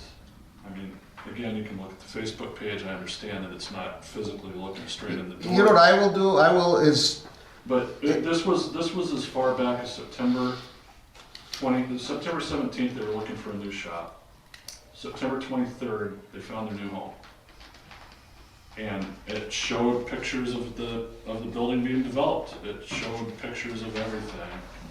And they've been in there since December 11th. So either they ignored the information that was on the sheets and was given to them, or someone has just told them that they can just, you know, probably get by with what they're doing, or there wasn't even that discussion at all. It's one of the three, and all leads into the same places where we're at. Eventually, unless somebody, goes in and they quickly remove everything and clean it up and make it look like it's just a hobby shop, we're going to go over there and we're going to discover that it's a full-blown diesel mechanic and fab shop. So what do we do and how do we prevent this in the future? Do we require the owner to come to the planning commission meeting too, or not? Well, right now, we don't. We should. Anyways, We should, we always done it in the past, so why not do it now? We had asked that question a few months ago, and we were trying to figure out the process, and it was said, no, we probably really don't need to drag them in front of the commission, because there's not gonna be any reason to do it. Well, And Jamin said in an email that's gonna bog his process down too much. Yeah. So I'm not saying that Well, that was the dictates what discussion you we had do. here as well. Specific instance. Oh. Most of the other ones they're fine. I would imagine more than half of these are gonna be staff level review, stamp them and go. But this one in particular, Well, it should have to go under small business trade, and should have to do a business and operating plan. if they're Correct. going to try to do but it. do we have the Schwid properties come in as well to clear up that, there were rules set forth in the developers agreement and the HOA. That's what Yeah. I You know, He knows that. and, He was at a so level. Schwab, Right, I know, that's what but I'm I'm saying, like, this guy the guy who's leasing it, he might not know that. He might have been told by Schwid, like, hey, yeah, go ahead, run your business out of it. Just make sure you pay your rent every month. Well, I want all you guys to know, this is not what we want for down there. I understand. This is Yeah, not what we right. want for people like that in there. Right. And I will personally, now that I know all this as well, I'll go down there tomorrow as a representative of the HOA. I'll knock on the door and I'll talk to them and say, hey, I was at the planning commission, this is not gonna fly. Right. You're gonna be getting some, Well, and that's the Mary's point with the motorcycle thing. Not trying to spook people or whatever, but you have to understand that you can't, if your intention is beyond storage, you need to know up front that that's not what was part of the original developer's plan. and our buyers do, the people we sell to do. Yeah. I can't control what the Schwid does or did, Well, you sold but I it. can but I can certainly control what we do and who we sell it to and make sure that, we don't want this thing to be another industrial park, And a year like ago- half the industrial park is. And a year ago, we had that exact same conversation about whenever you sell to someone that's going to release it out to somebody else. And how does that get controlled? And it fell back onto the HOA to make sure that whatever people are moving in under a lease to a secondary company, that they're following the rules and regulations of the HOA. So if you're part of the HOA, that would be a great start. I think that's what I'll do, and I think that's what we should do, and that is a good place to start, and I'm just as mad about it as anybody, trust me, this is not our intention of this development. This is supposed to be a kind of a classy place, we really want the enthusiasts to have really nice stuff that's what we want. We don't want a ton of businesses in there doing stuff either. That's not our intent. Oh, you want some guy in there washing his $100,000 speed boat? Exactly. Yeah. Yeah. I get it. It'd be But just maybe small you'll fishing find out boat. he's something way less than we're all thinking. And I don't know the guy. I don't know. I never seen him. I don't even know nothing about him. But I will That's how you tomorrow. I will go knock on his door tomorrow and say, hey, I'm. That's how you get to know them, to see them. You Seeing is can pick up a believing. sweatshirt from him over there too, that basically has his company name on the back, a logo. Yeah, I will. I'll say, well, And it has his, Big Bend, Wisconsin address stuff on there, so. Hey, get a sweatshirt. again, I'm just as flabbergasted as you guys are. All right, so we have a honestly. plan for this particular applicant? Yep. Yes? Yep. Correct. Okay, moving along. Item 6A4. Building 2, Unit 6, applicant views his as pure personal storage. Planner would recommend its administrative approval of this. Yeah, this one seems fairly straightforward. Storage of personal vehicles, trailers, and recreational vehicles. He doesn't allude to any other, hobbyist or business type activities. So on its face, it looks to me like something that we could, get back to him, ask him to, confirm that he's not storing any flammables or chemicals or anything else. Get Bill's sign off on that. Certainly much easier than the last one. Yes, So something like this would still require a fire inspection and, it will now, yeah. okay. So it'd be, I think every one of these should have Yeah. a check off. And I know Bill would agree with Jason and that. Bill yeah, check off on the application before the staff would give them the final. Yeah, as far as the That's how it was use. done in the past, why Yeah. shouldn't it be done now the same? Oh. Anything I've dealt with inspections in the past, it's, you go through, you do your conditional occupancy. Quick Google of him, he's got his place in Arlington Heights, Illinois, and it looks like he's got another place in Lake Geneva. Oh, so that's what storage. So that would tell me a whole lot about recreational vehicles. And possibly some expendable income. So yes, I would strongly agree with what Mary said. Staff level, pending fire. Bring in your big boats. I would assume it's just pending fire, because I would assume the building inspection's been done. If Yeah, it's personal storage, we'll double them all back Sure. through the 3 signatures process, just to Okay. be consistent. And moving along, 6A5. Applicant did not circle his interpretation of which category falls into. Planner review brings up questions such as which category? Which guy is this? Is this GDW? Yes, Okay. George Williams. Yeah. Yeah, again, it looks like pure personal storage to me. I don't see him alluding to anything. He just didn't circle what he views himself as, and I like them to do that. I like them to have to commit to what they believe they are. So I would dispense it the same way. They'll go back to him to complete the application, fire inspection. He's on waterfront. There's one more thing I want to bring up to the fact that, okay, we're gonna do a fire inspection in there, but every one of these commercial buildings that we have in the Big Bend Industrial Park, we try to get 2 inspections a year in there, which is required by the state. These buildings also should have 2 years, twice a year inspection. Keep up to know what's going on. Yeah, I agree. We just treat it just like anything else. because they're not active businesses, they would have to call and make an appointment You have to call, make an appointment, yeah. for the Sure. inspection. so just out of curiosity, this unit owner name, I'm just asking so that we have future reference on this, is GDW Property LLC. So if it's an LLC, does that trigger anything further, even though it looks like it's for personal storage? The one before it was a revocable trust too. I mean, it's just It doesn't. protecting the real estate investment. Yeah, sometimes you create it just so that you have liability for Oh, sure. that unit Separate from personal. separated. And that's why I asked, I didn't know if it would trigger anything else or not, and that's Yeah. perfectly fine. Yeah, I would ask George to circle one and staff approval on this one as well, I guess. Yep, after fire safety. Okay. Now, this last one, we got three more here. They're not on the agenda, can we even discuss it? Yeah, the agenda was amended. Oh, all right. We just don't have one of these staff report, but the agenda itself is amended.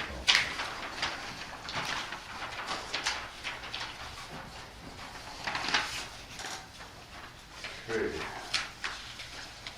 Item 6A6, Building 2, Unit 7, tenant and property owner Andy Martin, proposed use boat storage and fabrication, light welding and grinding. So he filled this out a couple days ago. He has circled personal hobbyist enthusiast use. This is the fellow who I talked to on the phone that we were talking about earlier. So he describes himself on the Lake Park Storage Condo app as I will be storing one boat, and will be doing welding and grinding and light fabrication for hobby purposes. In the future, I plan on putting a mezzanine up and a bathroom, and upgrading the power to 200 amp, and also doing light machining. And then on the main application, he says, looking for approval to store a boat and fabrication of trike motorcycle for hobbyist purposes, including light welding and grinding. So on its face, he doesn't talk at all about building motorcycles for other people, like he did when I had him on the phone. But again, I can only take it at face value, just what I've got here in paper. And it's another one that wasn't circled, correct? Yeah. Oh, okay, there it is on the fifth, I would say for now, this would go as a staff approval pending inspections, but once he wants to add on the bathroom, upgrade electric, and progress more into a, well, even that would require permitting and inspections, but it might need a review of his occupancy use at that point.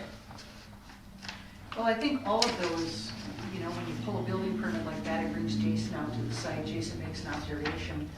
And just like Bill, if Bill goes into a place and makes an observation that there's something a business here that wasn't last time fire inspected, he kicks it out to the administrative staff, and they forward it to me, and we put them on a plan commission agenda.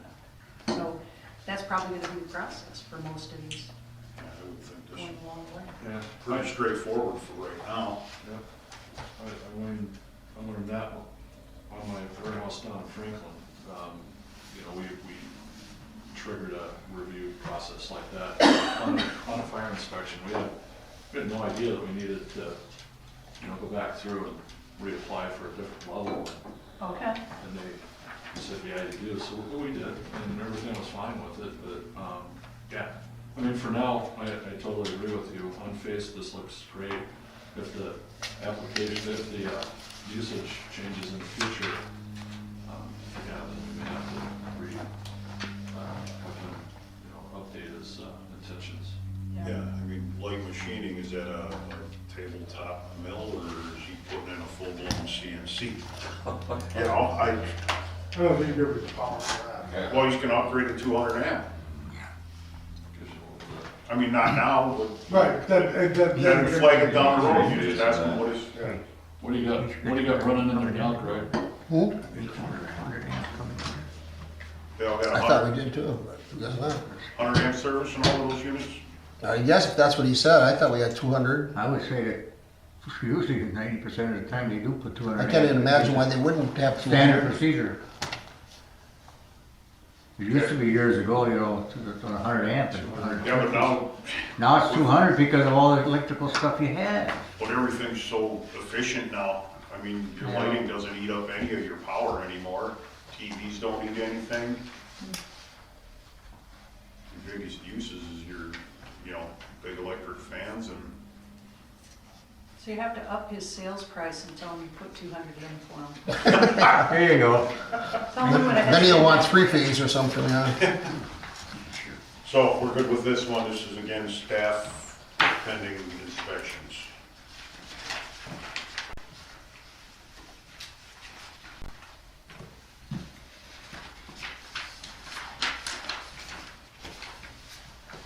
And item 6A7, Building 2, Unit 5. Tenant and property owner Chris Burnow.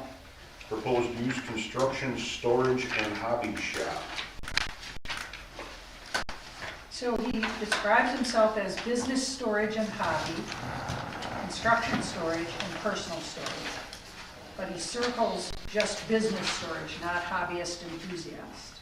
So there's a little disparity there.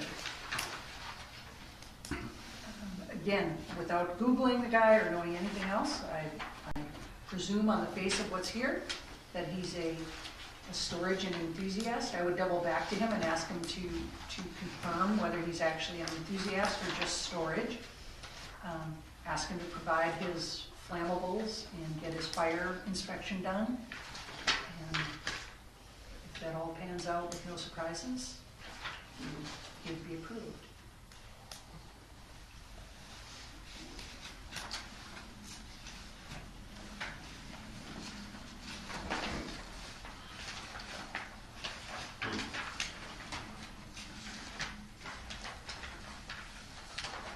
You know, unfortunately, Jamin isn't here, but I know he does a pretty good job of screening these people when they call.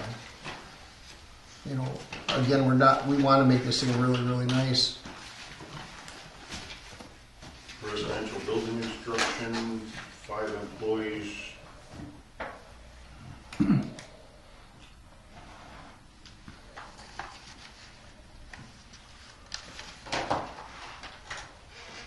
Again, I would think this would be a staff approval pending inspections. I don't see any reason to think you run retail out of there.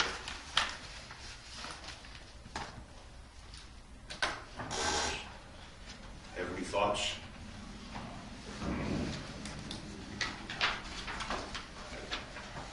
I don't think so, but I got no reason to.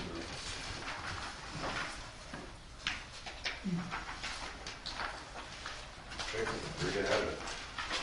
So, now that we've gone through that whole exercise, I have to say that because the village attorney has given an opinion about this and does not support the approval of any of these applications, planner never trumps attorney. So I can't sign off on these for that reason. And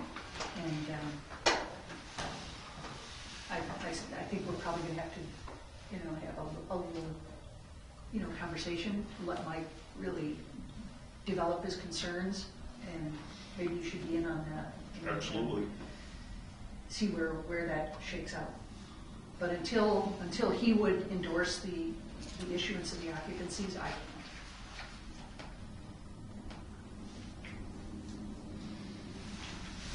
I can take all of these and proceed, but can't give them Well, what's his biggest hang-up? Inspections completed. yeah. Yep. you can get all What's of Mike? What's the biggest hang up with Mike? I can read you. Are you pulling it up? Okay, that's going to be a lot bigger to read than mine.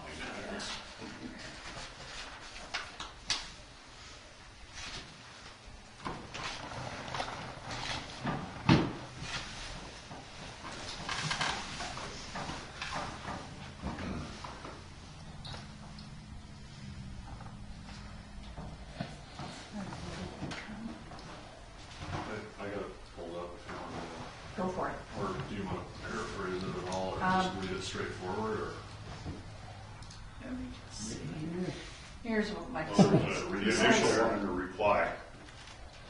Yeah, so what Mike Schober says is that he looked at these occupancy applications, and he reviewed section 12, the permitted uses as listed in the development agreement and deed restriction. He says this development could easily change into something that was never contemplated by the village and never represented by the owner or developer. Please carefully read the development agreement before you take any action. Also, consider the applications in light of what the development was described to be and the understanding you have as a result of the descriptions provided by the developer and owner. I'm certain this was not intended to become a site where its uses customarily fit only in an industrial park, especially when it directly adjoins the most attractive residential subdivision in the village. He says, unless I lack the detail required by the development agreement, what I see that has been provided to me, they sound to be much more than storage rather business operations. One of the applications describes doing welding, grinding, and light fabrication for hobby purposes. Not only is it difficult to imagine a hobby that involves welding, fabrication, and grinding, but how different is the impact on the neighbors, whether this described use is personal storage or business storage? So that, I think, kind of summarizes his concerns, but I do think the time now is to go back to him for a conversation about exactly what the commission did and how you kind of dissected each one of these, and evaluated them. Tell him how the commission proposed to proceed and see what he says from there. I'll call him. Because it's not gonna work in an email. No, I was definitely, it's a phone call. But I can't sign off until he has circled back on that. And could this be like weeks or months or, No, I'll call Mike tomorrow. okay. I mean, not too early. 9:30. He'll call me at 10 o'clock at night, right? He's a night owl, it seems. No, yeah, as we went through, Seriously? Yeah. as we went through, talking about everything, I specifically didn't reference any of that conversation. I felt, and I'm glad that you brought it up, that that's something that needs to be addressed before we, at least myself, thinking of it from the planning commission side, would address back to that. See, the weird question I have is how, and this is for him, and I can't expect anybody here to answer it, but if the property is zone B3 and the developer's agreement stating something more restrictive, where does that battle line fall on an owner of a property? You know, who's gonna battle who here, and how's a court gonna shake that down? That's my question. You know, I don't know. I think you would say the more specific is the controlling regulation. And so in this case, the development agreement deed restriction would be the more specific regulation. But it does allow trade and contractors' offices. And so far, you know, except for that auto truck service, Yeah, I think 6 out of 7 fit, um, at least we did. I did point out to him there are several hobbies that use welders and grinders. I think that's my viewpoint of it, is that you have, you know, you could have a guy doing that in his garage, same difference. I mean, and I spelled that out in an email to him, there's no difference between welding and grinding and sawing and sanding. It's just different materials.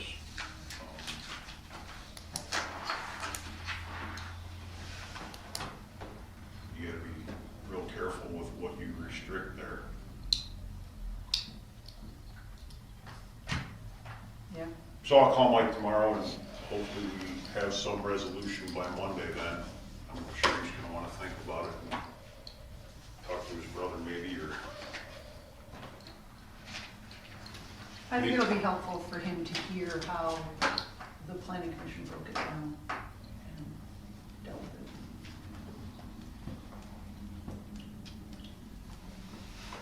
it. all right, we'll move along. Item 6B, review, discussion, and consultative feedback to applicant Jamie Peterson for temporary use of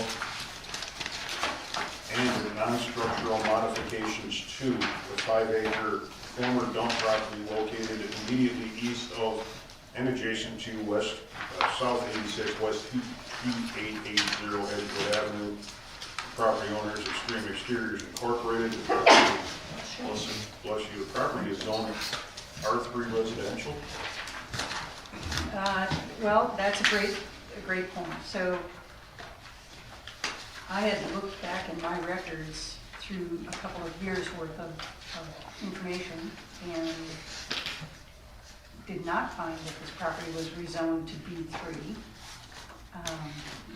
Well, it for sure was. It was a long process, and it was done. And I know I have the paperwork in my files. Yeah, so I have not put my fingers on any of those records, and I'm hoping the clerk's office will be able to.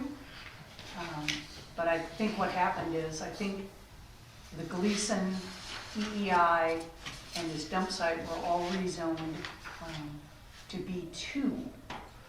And that was when you were planning on putting in mini warehousing. Well, we did B3, we rezoned to B3 way before we even thought about buying that Gleason property. I mean, this was a long ways back. This is when we started having the site tested back in, like 2005 or whatever the heck it was.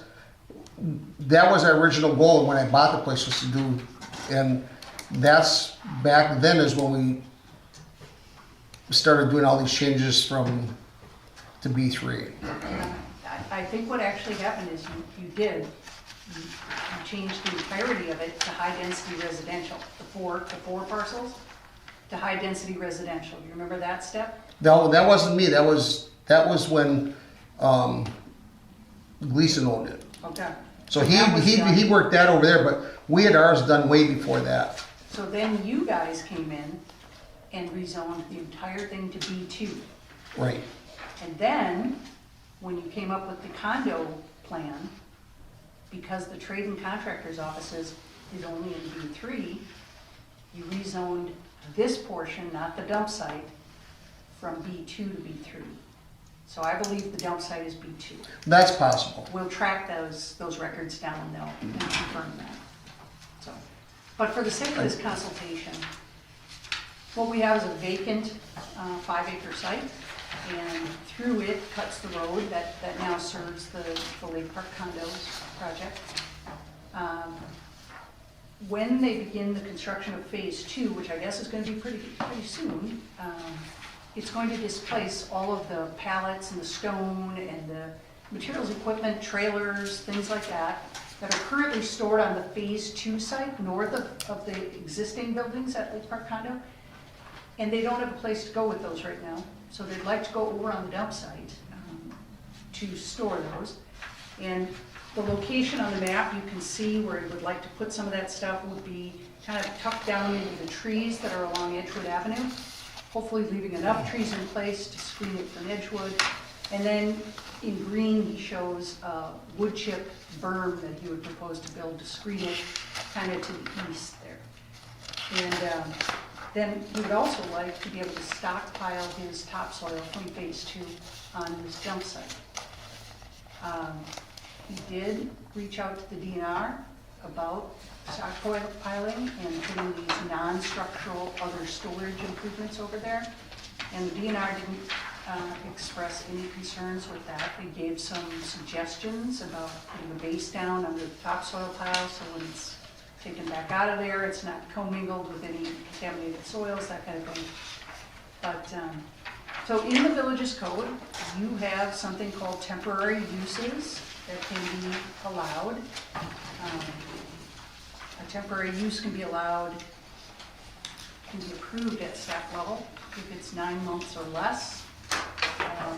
And if staff doesn't conclude that anything about the temporary use is likely to create a nuisance or cause adverse impacts, traffic, roads, things like that. If it's going to be more than 9 months, it requires the Planning Commission's approval of the details of the proposed plan. But before they would make that application, we're looking for consultative feedback from the Commission about whether you feel like this is a suitable use to approve for more than 9 months. And right now, Jamin has said that it would not be more than a year. That wouldn't prevent them from coming back and asking for an extension.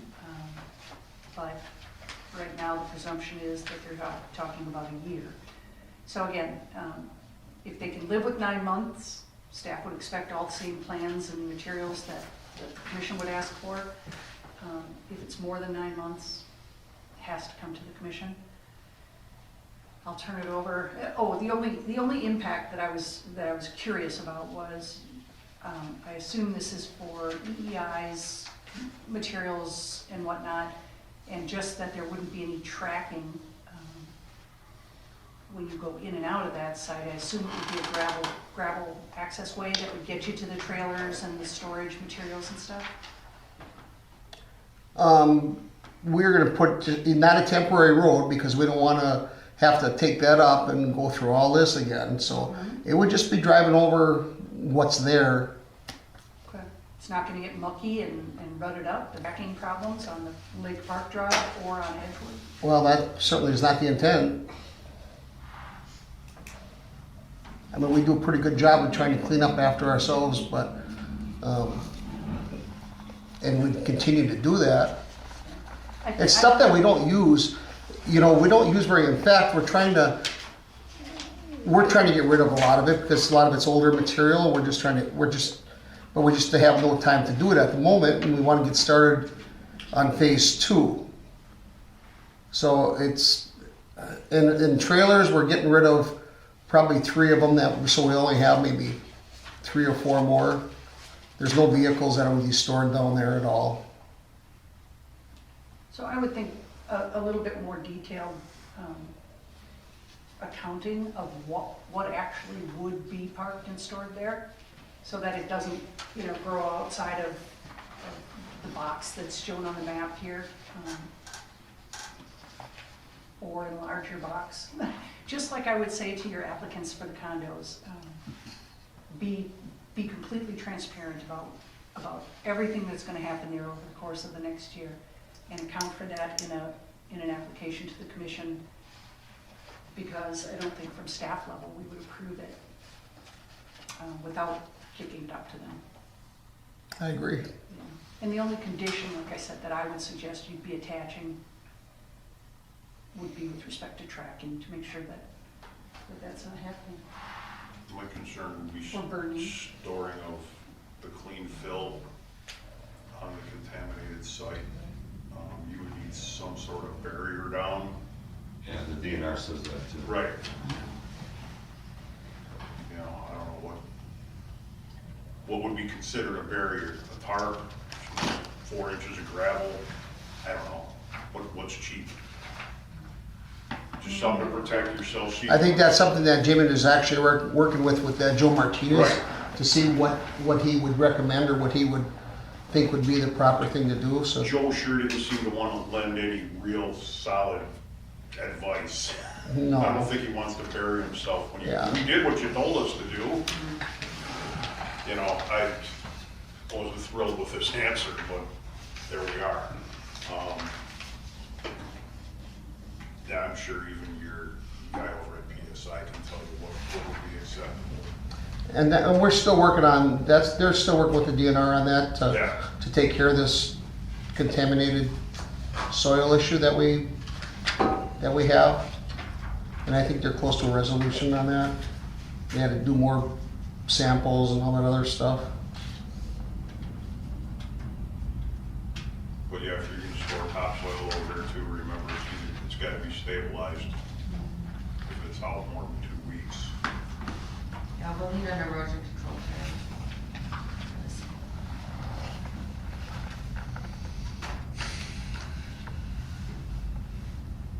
Tony? Well, you're not gonna like what I have to say. I know.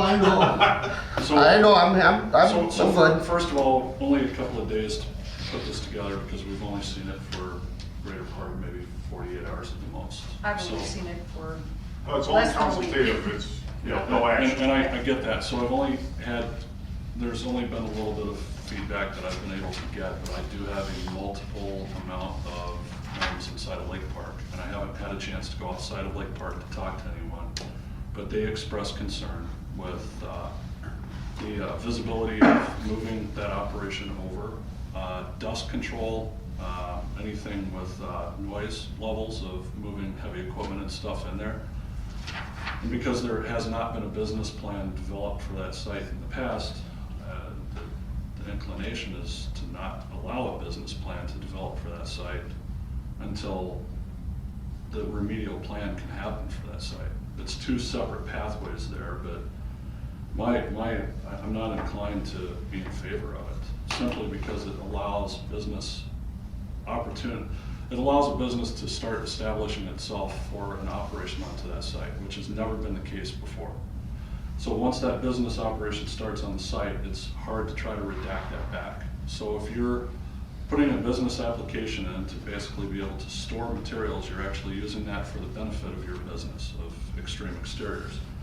So once that occurs, we can't really deny that into the future. So that 9 months turns into possibly a year. I see a little bit in here for 9 months and a year. So then it goes to year 2, year 3, whatever, and it becomes your storage site. The next presumption would be that there would be more materials coming and going from other sites in there, similar to what it was before the all halt was put on using that particular site for a laydown yard. So it would be pallets of materials coming and going as you guys need it for the jobs. It would be piles of soil coming and going as you need it for the piles, for the different sites. Up until, what, 2 months ago, you guys were actively dumping materials in there, both from the adjacent site and then also from other sites where you were physically removing soils and bringing them to that site. What was that, up until 2 months ago? Roughly. Yeah, roughly. So you're still bringing, up to that point, you were bringing soils in and out. If we allow you to store topsoil, then the next step would be that you're going to have soils coming and going. That's some of the concerns that has been brought to me. I see that to the past of what that site's been used for. There's actively been work done on that site where there was grading and dozing and moving of soils around. I can't say enough that right now there's surface contamination. Any movement into that site, any soils, all that soil that you guys piled into the woods that's now between that surface level and 3 foot thick is potentially contaminated. We don't know if it is or not, but it's potential. Anytime you put stuff on top of other things, anytime you move vehicles back and forth across that ground. My concerns run deeper than that. Right here, Jamin states in his letter to the DNR that the property is not, it's 90% flat and has grass on it that's mowed. Well, that's incorrect. It's not 90%. It slopes down and it goes directly for feed off into the ditch that leads to Lake Park Lake. So with that, there's no grass on that site. It's not mowed. It's weeds. There's no control. There's no stabilization of any of those soils that's been disturbed over time. So not only do I say that we have to really consider not allowing any type of a business application to be accepted to move more material on that site, I want to see that site stabilized until something happens with it and we know if we have to dig it out or we have to put in a system or whatever it is to control things. Otherwise, the water is going to go straight across that site, wind up in the ditch, and potentially continue, if it has in the past, because nobody sampled to see if there's runoff that has material in it that's now starting to go towards the lake. It's as simple as that. Well, you can have your opinion, that's fine. I mean, we can still go with the 9 month with the staff review, couldn't we? No, staff's gonna kick it up. You said if it's B2 and we're doing, it's okay to do those things. See, that's what I mean, I'm not following you there.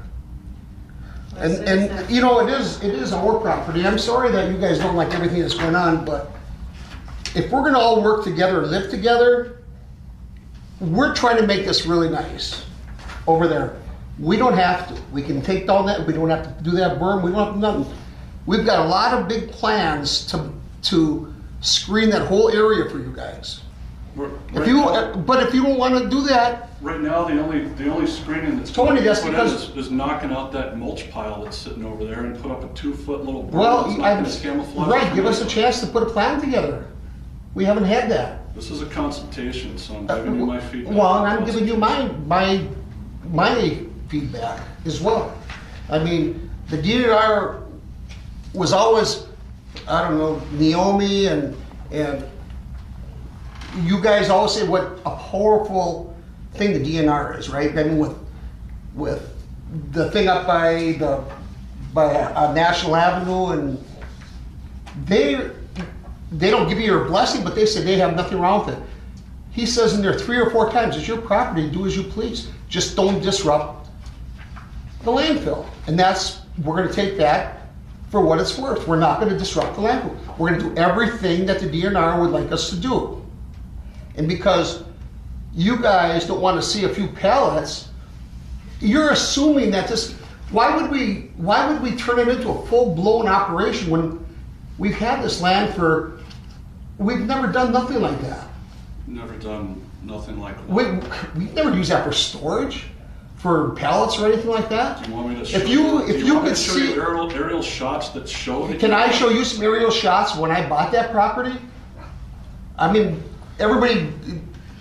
we had oil tankers back there that we took out over 200 tires. We cleaned that property up. At that time, the village was so excited and so happy for what we did with that site. We spent a ton of money. Then I kept spending more money on getting testing so we could change that to B2 so I could I wanted to put the single storage, the little ones on there and we had that approved. That's in the minutes. That was approved at one point. So I'm not saying just because you don't want to have to look at something, you guys got your beautiful subdivision, and it is beautiful, but you built it behind an industrial park also. I mean, let's get real. So I represent all citizens of Big Bend. Well, it seems like a lot of them are from Lake Park, if you want to be honest. There's about 6.5% of total population of Big Bend is from Right. Lake Park, and it's also 42 homes with a total real estate value of about $21.5 million. And you know what? This has got So that's- ours is 10 million in a little 4-acre site. So Well, it went up from 5 million that you described to us a few months ago. no, it's always been. Do the math. So I'm not here for all of Lake Park. I am here for Big Bend. So I will say it the way that I will say it. I see no benefit back to the village to allow this to happen. There is no revenue stream. There is nothing except potential liability, because right here, Jamin is now again saying Big Bend and Vernon are the two main, the two, let me see if I can find it again, I apologize. But In the meantime, Tony, if references you're back to Big Bend as being one of the contributors that basically has to clean up this site. Oh. So I don't want more liability to come onto the village and to all taxpayers of this village for something that would benefit you guys temporarily, that may lead into something longer. But I see no benefit to it. So you're saying you're representing the whole village. Yep. So far, you've been talking to people around Lake Park. Yeah, but How many this other has people? come out in How many the last other 2 people in days. the village have you talked to that said that what we're doing is not great? I haven't just talked to Big Bend, I've also talked to people from Vernon as well. It's none of Vernon's business. It is actually Vernon's business. Oh, it They're is. next door neighbors to you. I know. I own a house right next to it on the same property. I get it. So you know what? This is just you being you. If you're going to be for the whole village, go talk to some of your other people around the village and see what they feel. I'm telling you, there's a lot of people in this village that were here way before you and know what we have done for this village and appreciate it and thank us for it. So yeah, you've got 42 people there with your $20 million, but we're giving you guys $10 million worth of stuff in this little 4-acre lot too. So let's not forget that. We're getting sidetracked here a little bit. So I just want to clarify that the purpose tonight is to give as much feedback about this prospect as you can. To clarify, Greg, village staff can approve a temporary use up to 9 months. But under the following circumstances, a conditional use permit will be required before establishing the temporary or seasonal use. Okay. Under the following circumstances, A doesn't apply, B doesn't apply, C doesn't apply. D shouldn't apply if the use includes any permanent physical modifications or improvements to the property it's located on. I don't think you're putting any permanent physical improvements there. No. Not going to build any fences, not going to erect any sheds or canopies or anything like that are going to be in place? Nothing? Nothing. Okay. Absolutely nothing. And then E, if the village staff determines that the proposed structure or the use might adversely impact the neighboring property owners or the general public health, safety, and welfare of the village in whole or in part, then it triggers the conditional use. And what I'm saying is, from the staff perspective, there's obviously a hot button here, And for that reason alone, I would recommend that it come up to the planning commission. So it's kind of like he can bully you into doing this. It's up to the Really? commission. As long as we're here for consultation on Yeah. it, we might as well ask the commission to tell staff whether they feel this should be a conditional use or whether they would just like to have it approved administratively. Well. Yeah. Do we have to make a decision tonight on this? No, there's no action No, tonight. there's no action. You can voice your thoughts and opinions and tell Mary what you think, tell me, tell all the commissioners. Well, if it's all dirt and weeds and stuff like that, depending on what kind of vehicles you're bringing in and out of there, I guess my concern would be rutting it up. And then if those vehicles end up on the main streets, do they end up taking that dirt out into the road? You know, we have a situation where it needs to be swept or cleaned or something like that. Okay. I think that would be my immediate concern, because we don't know, you can't look into a crystal ball and see how much it's gonna rain, right? We could have Absolutely. it could be really dry, it could be no issue at all, maybe some dust. But if we get a ton of rain and you got trucks going in and out of there and moving equipment and dozers and excavators and things like that, and then you're worried about getting mud out in the street and stuff. I mean, look at where we're seeing down there by the quarry, I mean, they're constantly sweeping that thing. And the dump trucks come in and out, so. 2019 versus 2021. Right. I mean, you really can't, you just don't know what the weather's gonna give you.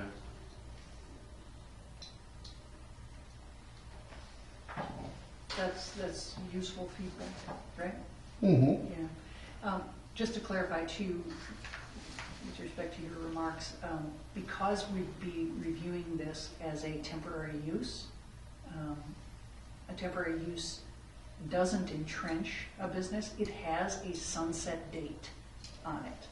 By this date certain, your use approval ends. Okay?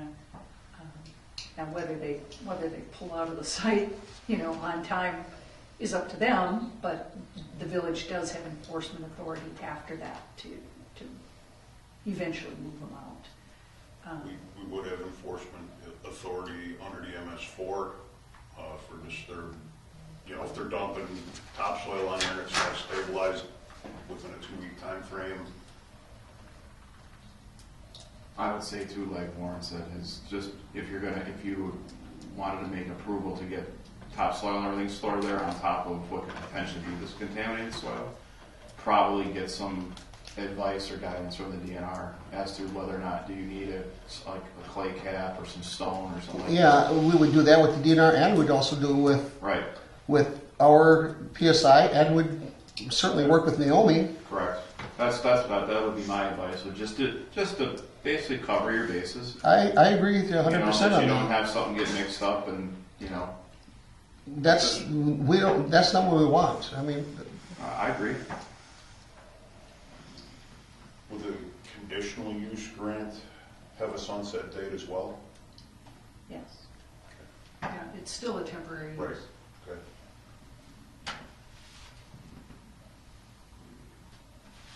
I think the conditional use grant would have more teeth than a temporary. So come back with that application for next month's meeting. mhm. Incorporate all of the information that you've been given feedback on. And Can I ask you one quick question? If this site is B2, and it is, or B3, whatever it is, what can we do at that site that would make anybody happy except put grass on it? Don't we have no legal rights at all if this is B2 to do anything with that property?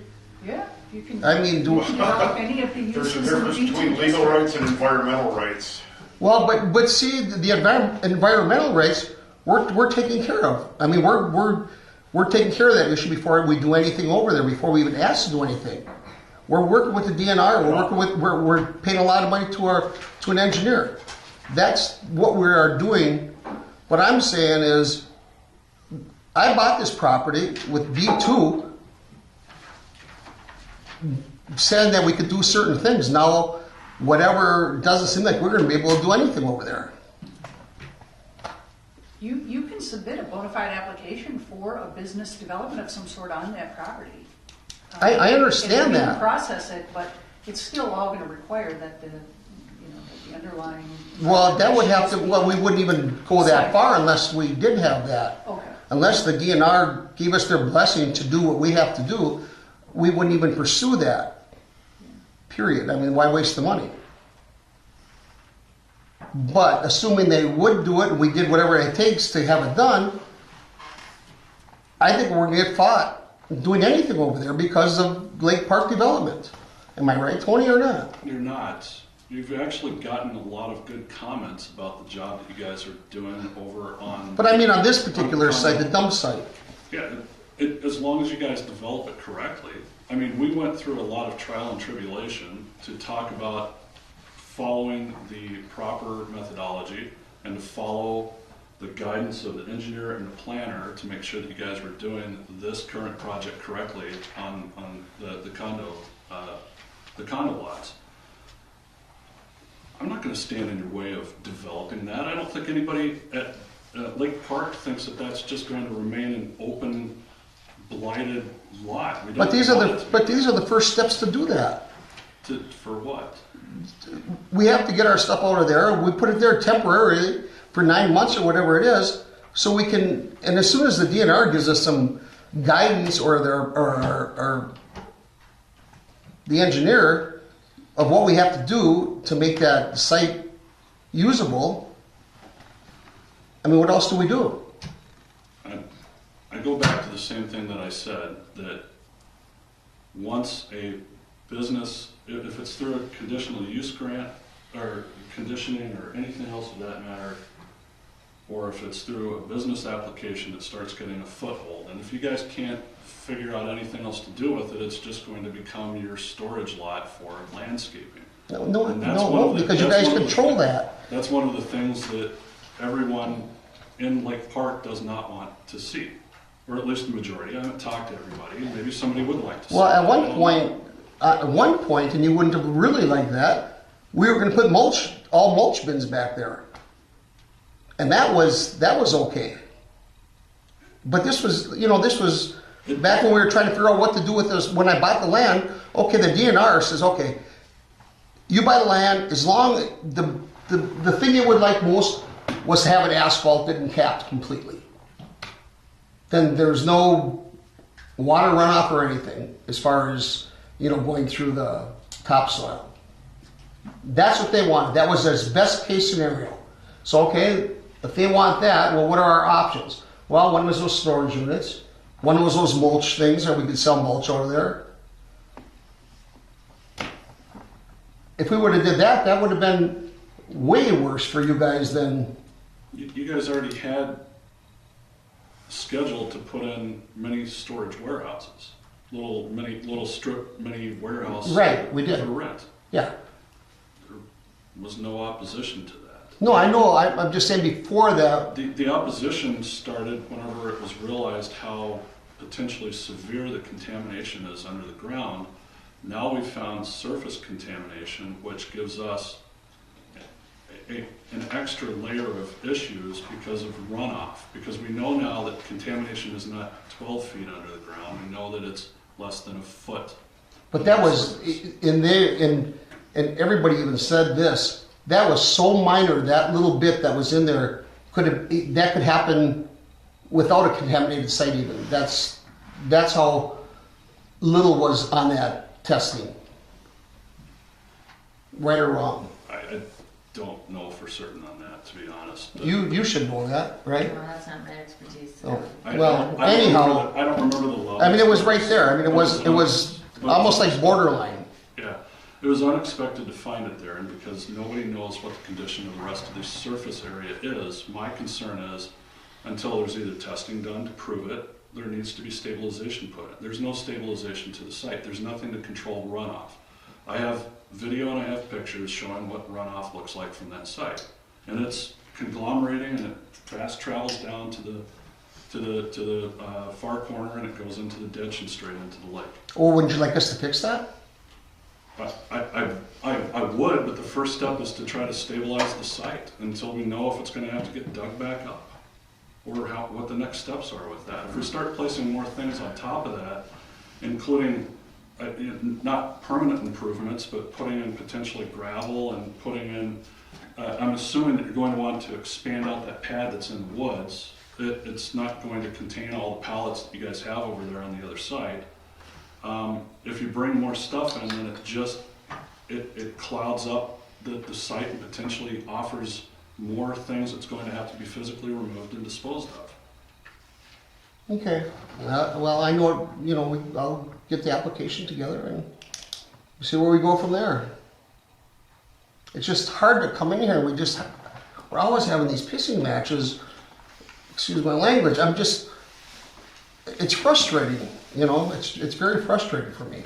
Well, it's frustrating for me as Well, well. I can see that, and I can respect your opinion to a certain point, but. I can respect yours as well, to a certain point. I understand you're the developer and you want to get the things done and you want to be able to use this for the advantage of your business. My job being on the commission and my job being as a village trustee is to protect the citizens of this municipality and the adjacent ones too. So I want to make sure that we get this up onto the table and that we express the concerns, both, for just the aesthetic approach to it, but then also for the deeper rooted issues with that particular site. If this wasn't a blighted former landfill site, I don't think we'd have 90% of this conversation. No, you wouldn't, because it would probably be a subdivision. But you're probably right. I think that's what that was originally scheduled for, right? Was to try to put houses on top of that? Not that I ever know, but, who knows? Still shows up as R3 on the zoning maps. So it historically was boxed in on that residential block. It was. Yeah. Have we given adequate consultative feedback for the applicant? Yeah, you give us a lot of good feedback. We're good. Thank you, sir. Is there something on that one next bullet point that you want me to stick around for, or? Pods? I don't know what it was here. Every storage condominiums in the bottom. Oh, yeah, planner's report. We'll move on to planner's report, and I'll ask Mary to bottom up. I have to actually find my copy of the agenda to see what those are.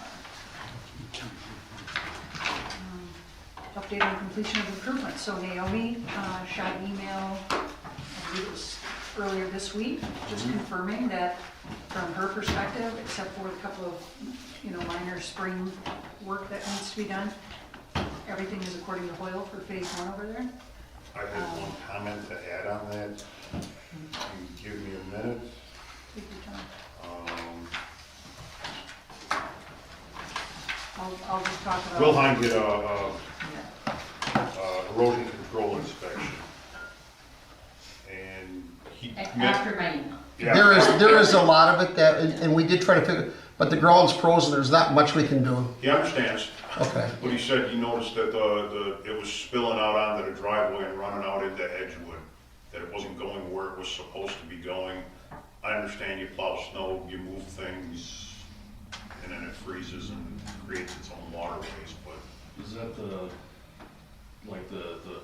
big puddle there at the end of the drive? I think, I haven't seen the report, but I'm trying to see who he sent it to. Yeah, Greg and Jamie got a copy of it. Yeah, we got all the pictures and stuff, too. I talked to Will about that today, we looked at the Okay. plans and that the road's not to grade yet. Right, So it should, I brought the plans, you can see the proposed grade, it should continue right. in the direction. Will didn't think it was a huge issue, but he just wanted you guys to be aware of it, that Yeah. it's not doing what it's supposed to, but according to the plan. We know we got a lot of fixing up to do as soon as it warms up a little bit. Right, yeah. Yeah, They're- some silt fence, silt fence down, and then, looked like some tracking onto Edgewood of debris, so. Yeah, with all this, we'll get it swept up and Just cleaned. looked up, thank you. I'll actually have the guys do it tomorrow. Well, might snow. Snowing now. There you go, snow plow, clean it right up, huh? That's what Casey used to use on National Avenue. Oh, no, really? Yeah, all summer long. You go out there and plow the mud with a snow plow. Yeah, other than that, that's all we had, I think. Yep, and the only other thing is spring architecture, the stone. Yep. Stone goes in, the landscaping will start, And we're excited about doing that. yeah. So I did notice in one of Will's pictures, and I talked to him about it, that there's been some regrading on the side of the basin. Yeah, I seen that too. Yeah, so we gotta make sure that that's recorded in the as-built. Yep, okay. And then there was just, my remaining comment about the spillway was not agreed. And that, those are the finish up spring activities for phase one. Okay. Well, I apologize for taking so much of your guys' time. Problem, thanks, Greg. We're at overtime now. All right, good night. See you, Bill. Take care. Don't fall down now. With respect to the Herzog accessory building on Marianne Avenue, he was assigned an address. And today I got something from the clerk that he had submitted that suggests he's planning to build a house over there. So that's your update. Ritchie's, still no permits drawn when I last talked to Jamin about this. So I don't know when or what his plan is over there for that sign replacement. Verdict, I drove in there a couple of weeks ago, kind of walked up to the door, looked into the windows, I don't see any sign of life or activity in there at all. So, I don't know, at some point, do we want to double back to the property owner, Doug Runge, and just, Ask him if it's still a go or, yeah, yeah. look for a, bona fide update from somebody about what. We have no idea or no way of telling if he got that grant money, right? Did we ever sign off on the letter? Yeah. Okay. I noticed that there's still a for rent or for lease sign up there on the main sign, so I think that would be the only one that could still be for lease or rent, maybe it just didn't go through. He may be waiting for his check from the Fed to seed the business. Could be. And then the pods update is pretty self-explanatory. Did That's all I had. take any action on that time? You already recommended it to the village board. Oh, So tonight was the public hearing, and now the village board is clear to act. okay. Anything else? That's it. Outstanding, thank you. Fire inspector's report. Okay, we are in the process of doing the first half of the fire inspections right now. And that's about all I got on that. And then with Papa Stash, was a little bit of a complaint about him burning her. So I inquired about his burning permit, and he said that it was on his plan of operation that he could burn per a call from him to me saying that he's burning. I said, you have to change that, you have to come here and get a burning permit. And he was told that he was supposed to be here this week, he hasn't been here yet. And then he said he was going to come in here also and get the applicants for summer of this year. And that's all I got. Any questions? Any complaints? If you have any, take 2 aspirin, call me in the morning. Blood drive coming up I Sunday, I think, right? I think it's June, yeah. We're supposed to have that one in February, right after the chicken barbecue. But that got passed. And they think that in June, coming up here, should be another one. And Okay, should be okay. We'll see what happens. good. Thanks, Bill. You're welcome. Building inspector's report. A quick note here from Jason. Jason is dealing with a complaint received at West 231 South 8755 Wind Drive for unauthorized rock storage. He spoke with the owner. The owner said the rocks are temporary. They should be there for less than 30 days. Jason is handling the ongoing approvals of Lake Park occupancies as they're approved from the Planning Commission. So we'll need to talk to Jason tomorrow too. And let him know. It's a huge pile of rock. It's at least as big as the building, and there's a backhoe on top of it. Yes. That's not a pile of That didn't rocks. sound wow. I'm telling you right now. Sounds like a mountain of rocks. Yes, and it got bigger Is today. that BRT? It's, is it Worm? It's a trucking company across from Martin's. That's BRT. Yeah, it's KRT. It's huge. Spent all last Sunday hauling them in and just piling up with the backhoe as high as they could, and then they parked the backhoe on top of it. The backhoe is above my house. I can see it from the back window. Where is it, in the way back west end of their lot? Yeah, right on the line. Yeah. What on earth? Made a lot of noise, I'll tell you what, a lot of noise. Well, So, I have no idea where the complaint came from, so it was me. TikTok, 30 days. So if this is on the agenda next month, they got trouble. My main complaint, quite honestly, is with all the stuff that they're piling on that lot, when the water comes down around there, it's gonna go right around there, it's gonna come right into my backyard and go right down into my basement. At this point, there's no place for it to go. There's already a little pond in my backyard I've never seen before. And I have lots of water in my house, everybody knows that. We'll see when things dry up, but it was, when all of a sudden the pond appeared in my wood pile, and I thought, where'd that come from? I've never seen it before, I've been here 25, 30 years. And then I realized they put that pile of rocks there, I was like, oh my goodness, look at it, and then I parked the freaking backhoe on top of it, it was bad. Maybe they need to change their location. You know, if they're planning to dole that out by the truckload Yeah. over the course of the summer too, that might be a really noisy Oh, affair. it's noisy, believe me. Wow. I'm actually surprised that there are new neighbors, right next to me that I'm really shocked that he didn't flip a cork, because it's directly in his backyard and mine, so. And I actually all the people along Edgewood too. It's gotta be noisy up there. Have to run down and take a peek. Yeah, me too. It's pretty high. It's pretty tall. You said it's on Wind Drive? It's on Wind Drive, yeah. Right across from Martin's. Yep.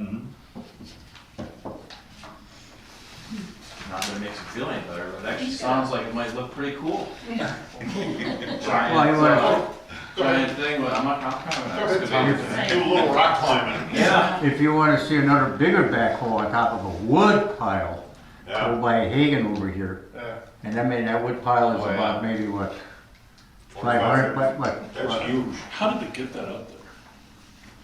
Crawler right up Very there. carefully. It's easy. This how Mr. Cajun used to get his dozer down the hill to the bottom to fix the pond. You think I would do that? No. But Mr. Cajun did. I watched him do it today, put the bucket down, push the outside down. Push the bucket down, push the outside until he got to the top. I was like, what the hell are you doing? Climbing a tree isn't always the hardest part. Sometimes coming down is harder. Alright, what comes out can be a problem. All right, let's move along here. Item 10, engineers report. Naomi. I think we kind of talked about all the big ones. We had Stiza's developers agreement. I have not been to Lake, we have not been out at Lake Park Storage Condos, and Will's doing the inspections up there, so. He's been filling me in. I'm waiting for Jamin, had talked about phase 2, and he understands that there's some requirements before he goes forward with phase 2 as far as the bond. I haven't gotten those that estimate or that request yet to put together the letter of credit, so. I did talk with Will today about the drainage, and I could see some, drainage in the picture as it goes along, like the north side of the road, the curve of the road, this way towards Lake Park. So I looked at the existing contours, there is a drainage divide right now that exists, pushing the water that way. When this north part is developed, that will change and bring it to the pond. So, Will and I talked about making sure that in the interim, there's silt fence there and protecting any sediment that might run off. been talking with Eric about funding the new infrastructure, bipartisan infrastructure bill, or monies is coming out, and applications are being solicited, and the first section is due April 1st. So there's some different requirements for the first solicitation and the second solicitation, so we're working on what, if any, projects can be submitted on behalf of the village to get some of that money. It's an 80-20 split, and there's a lot of it out there. So 20% local, 80% would be the grant.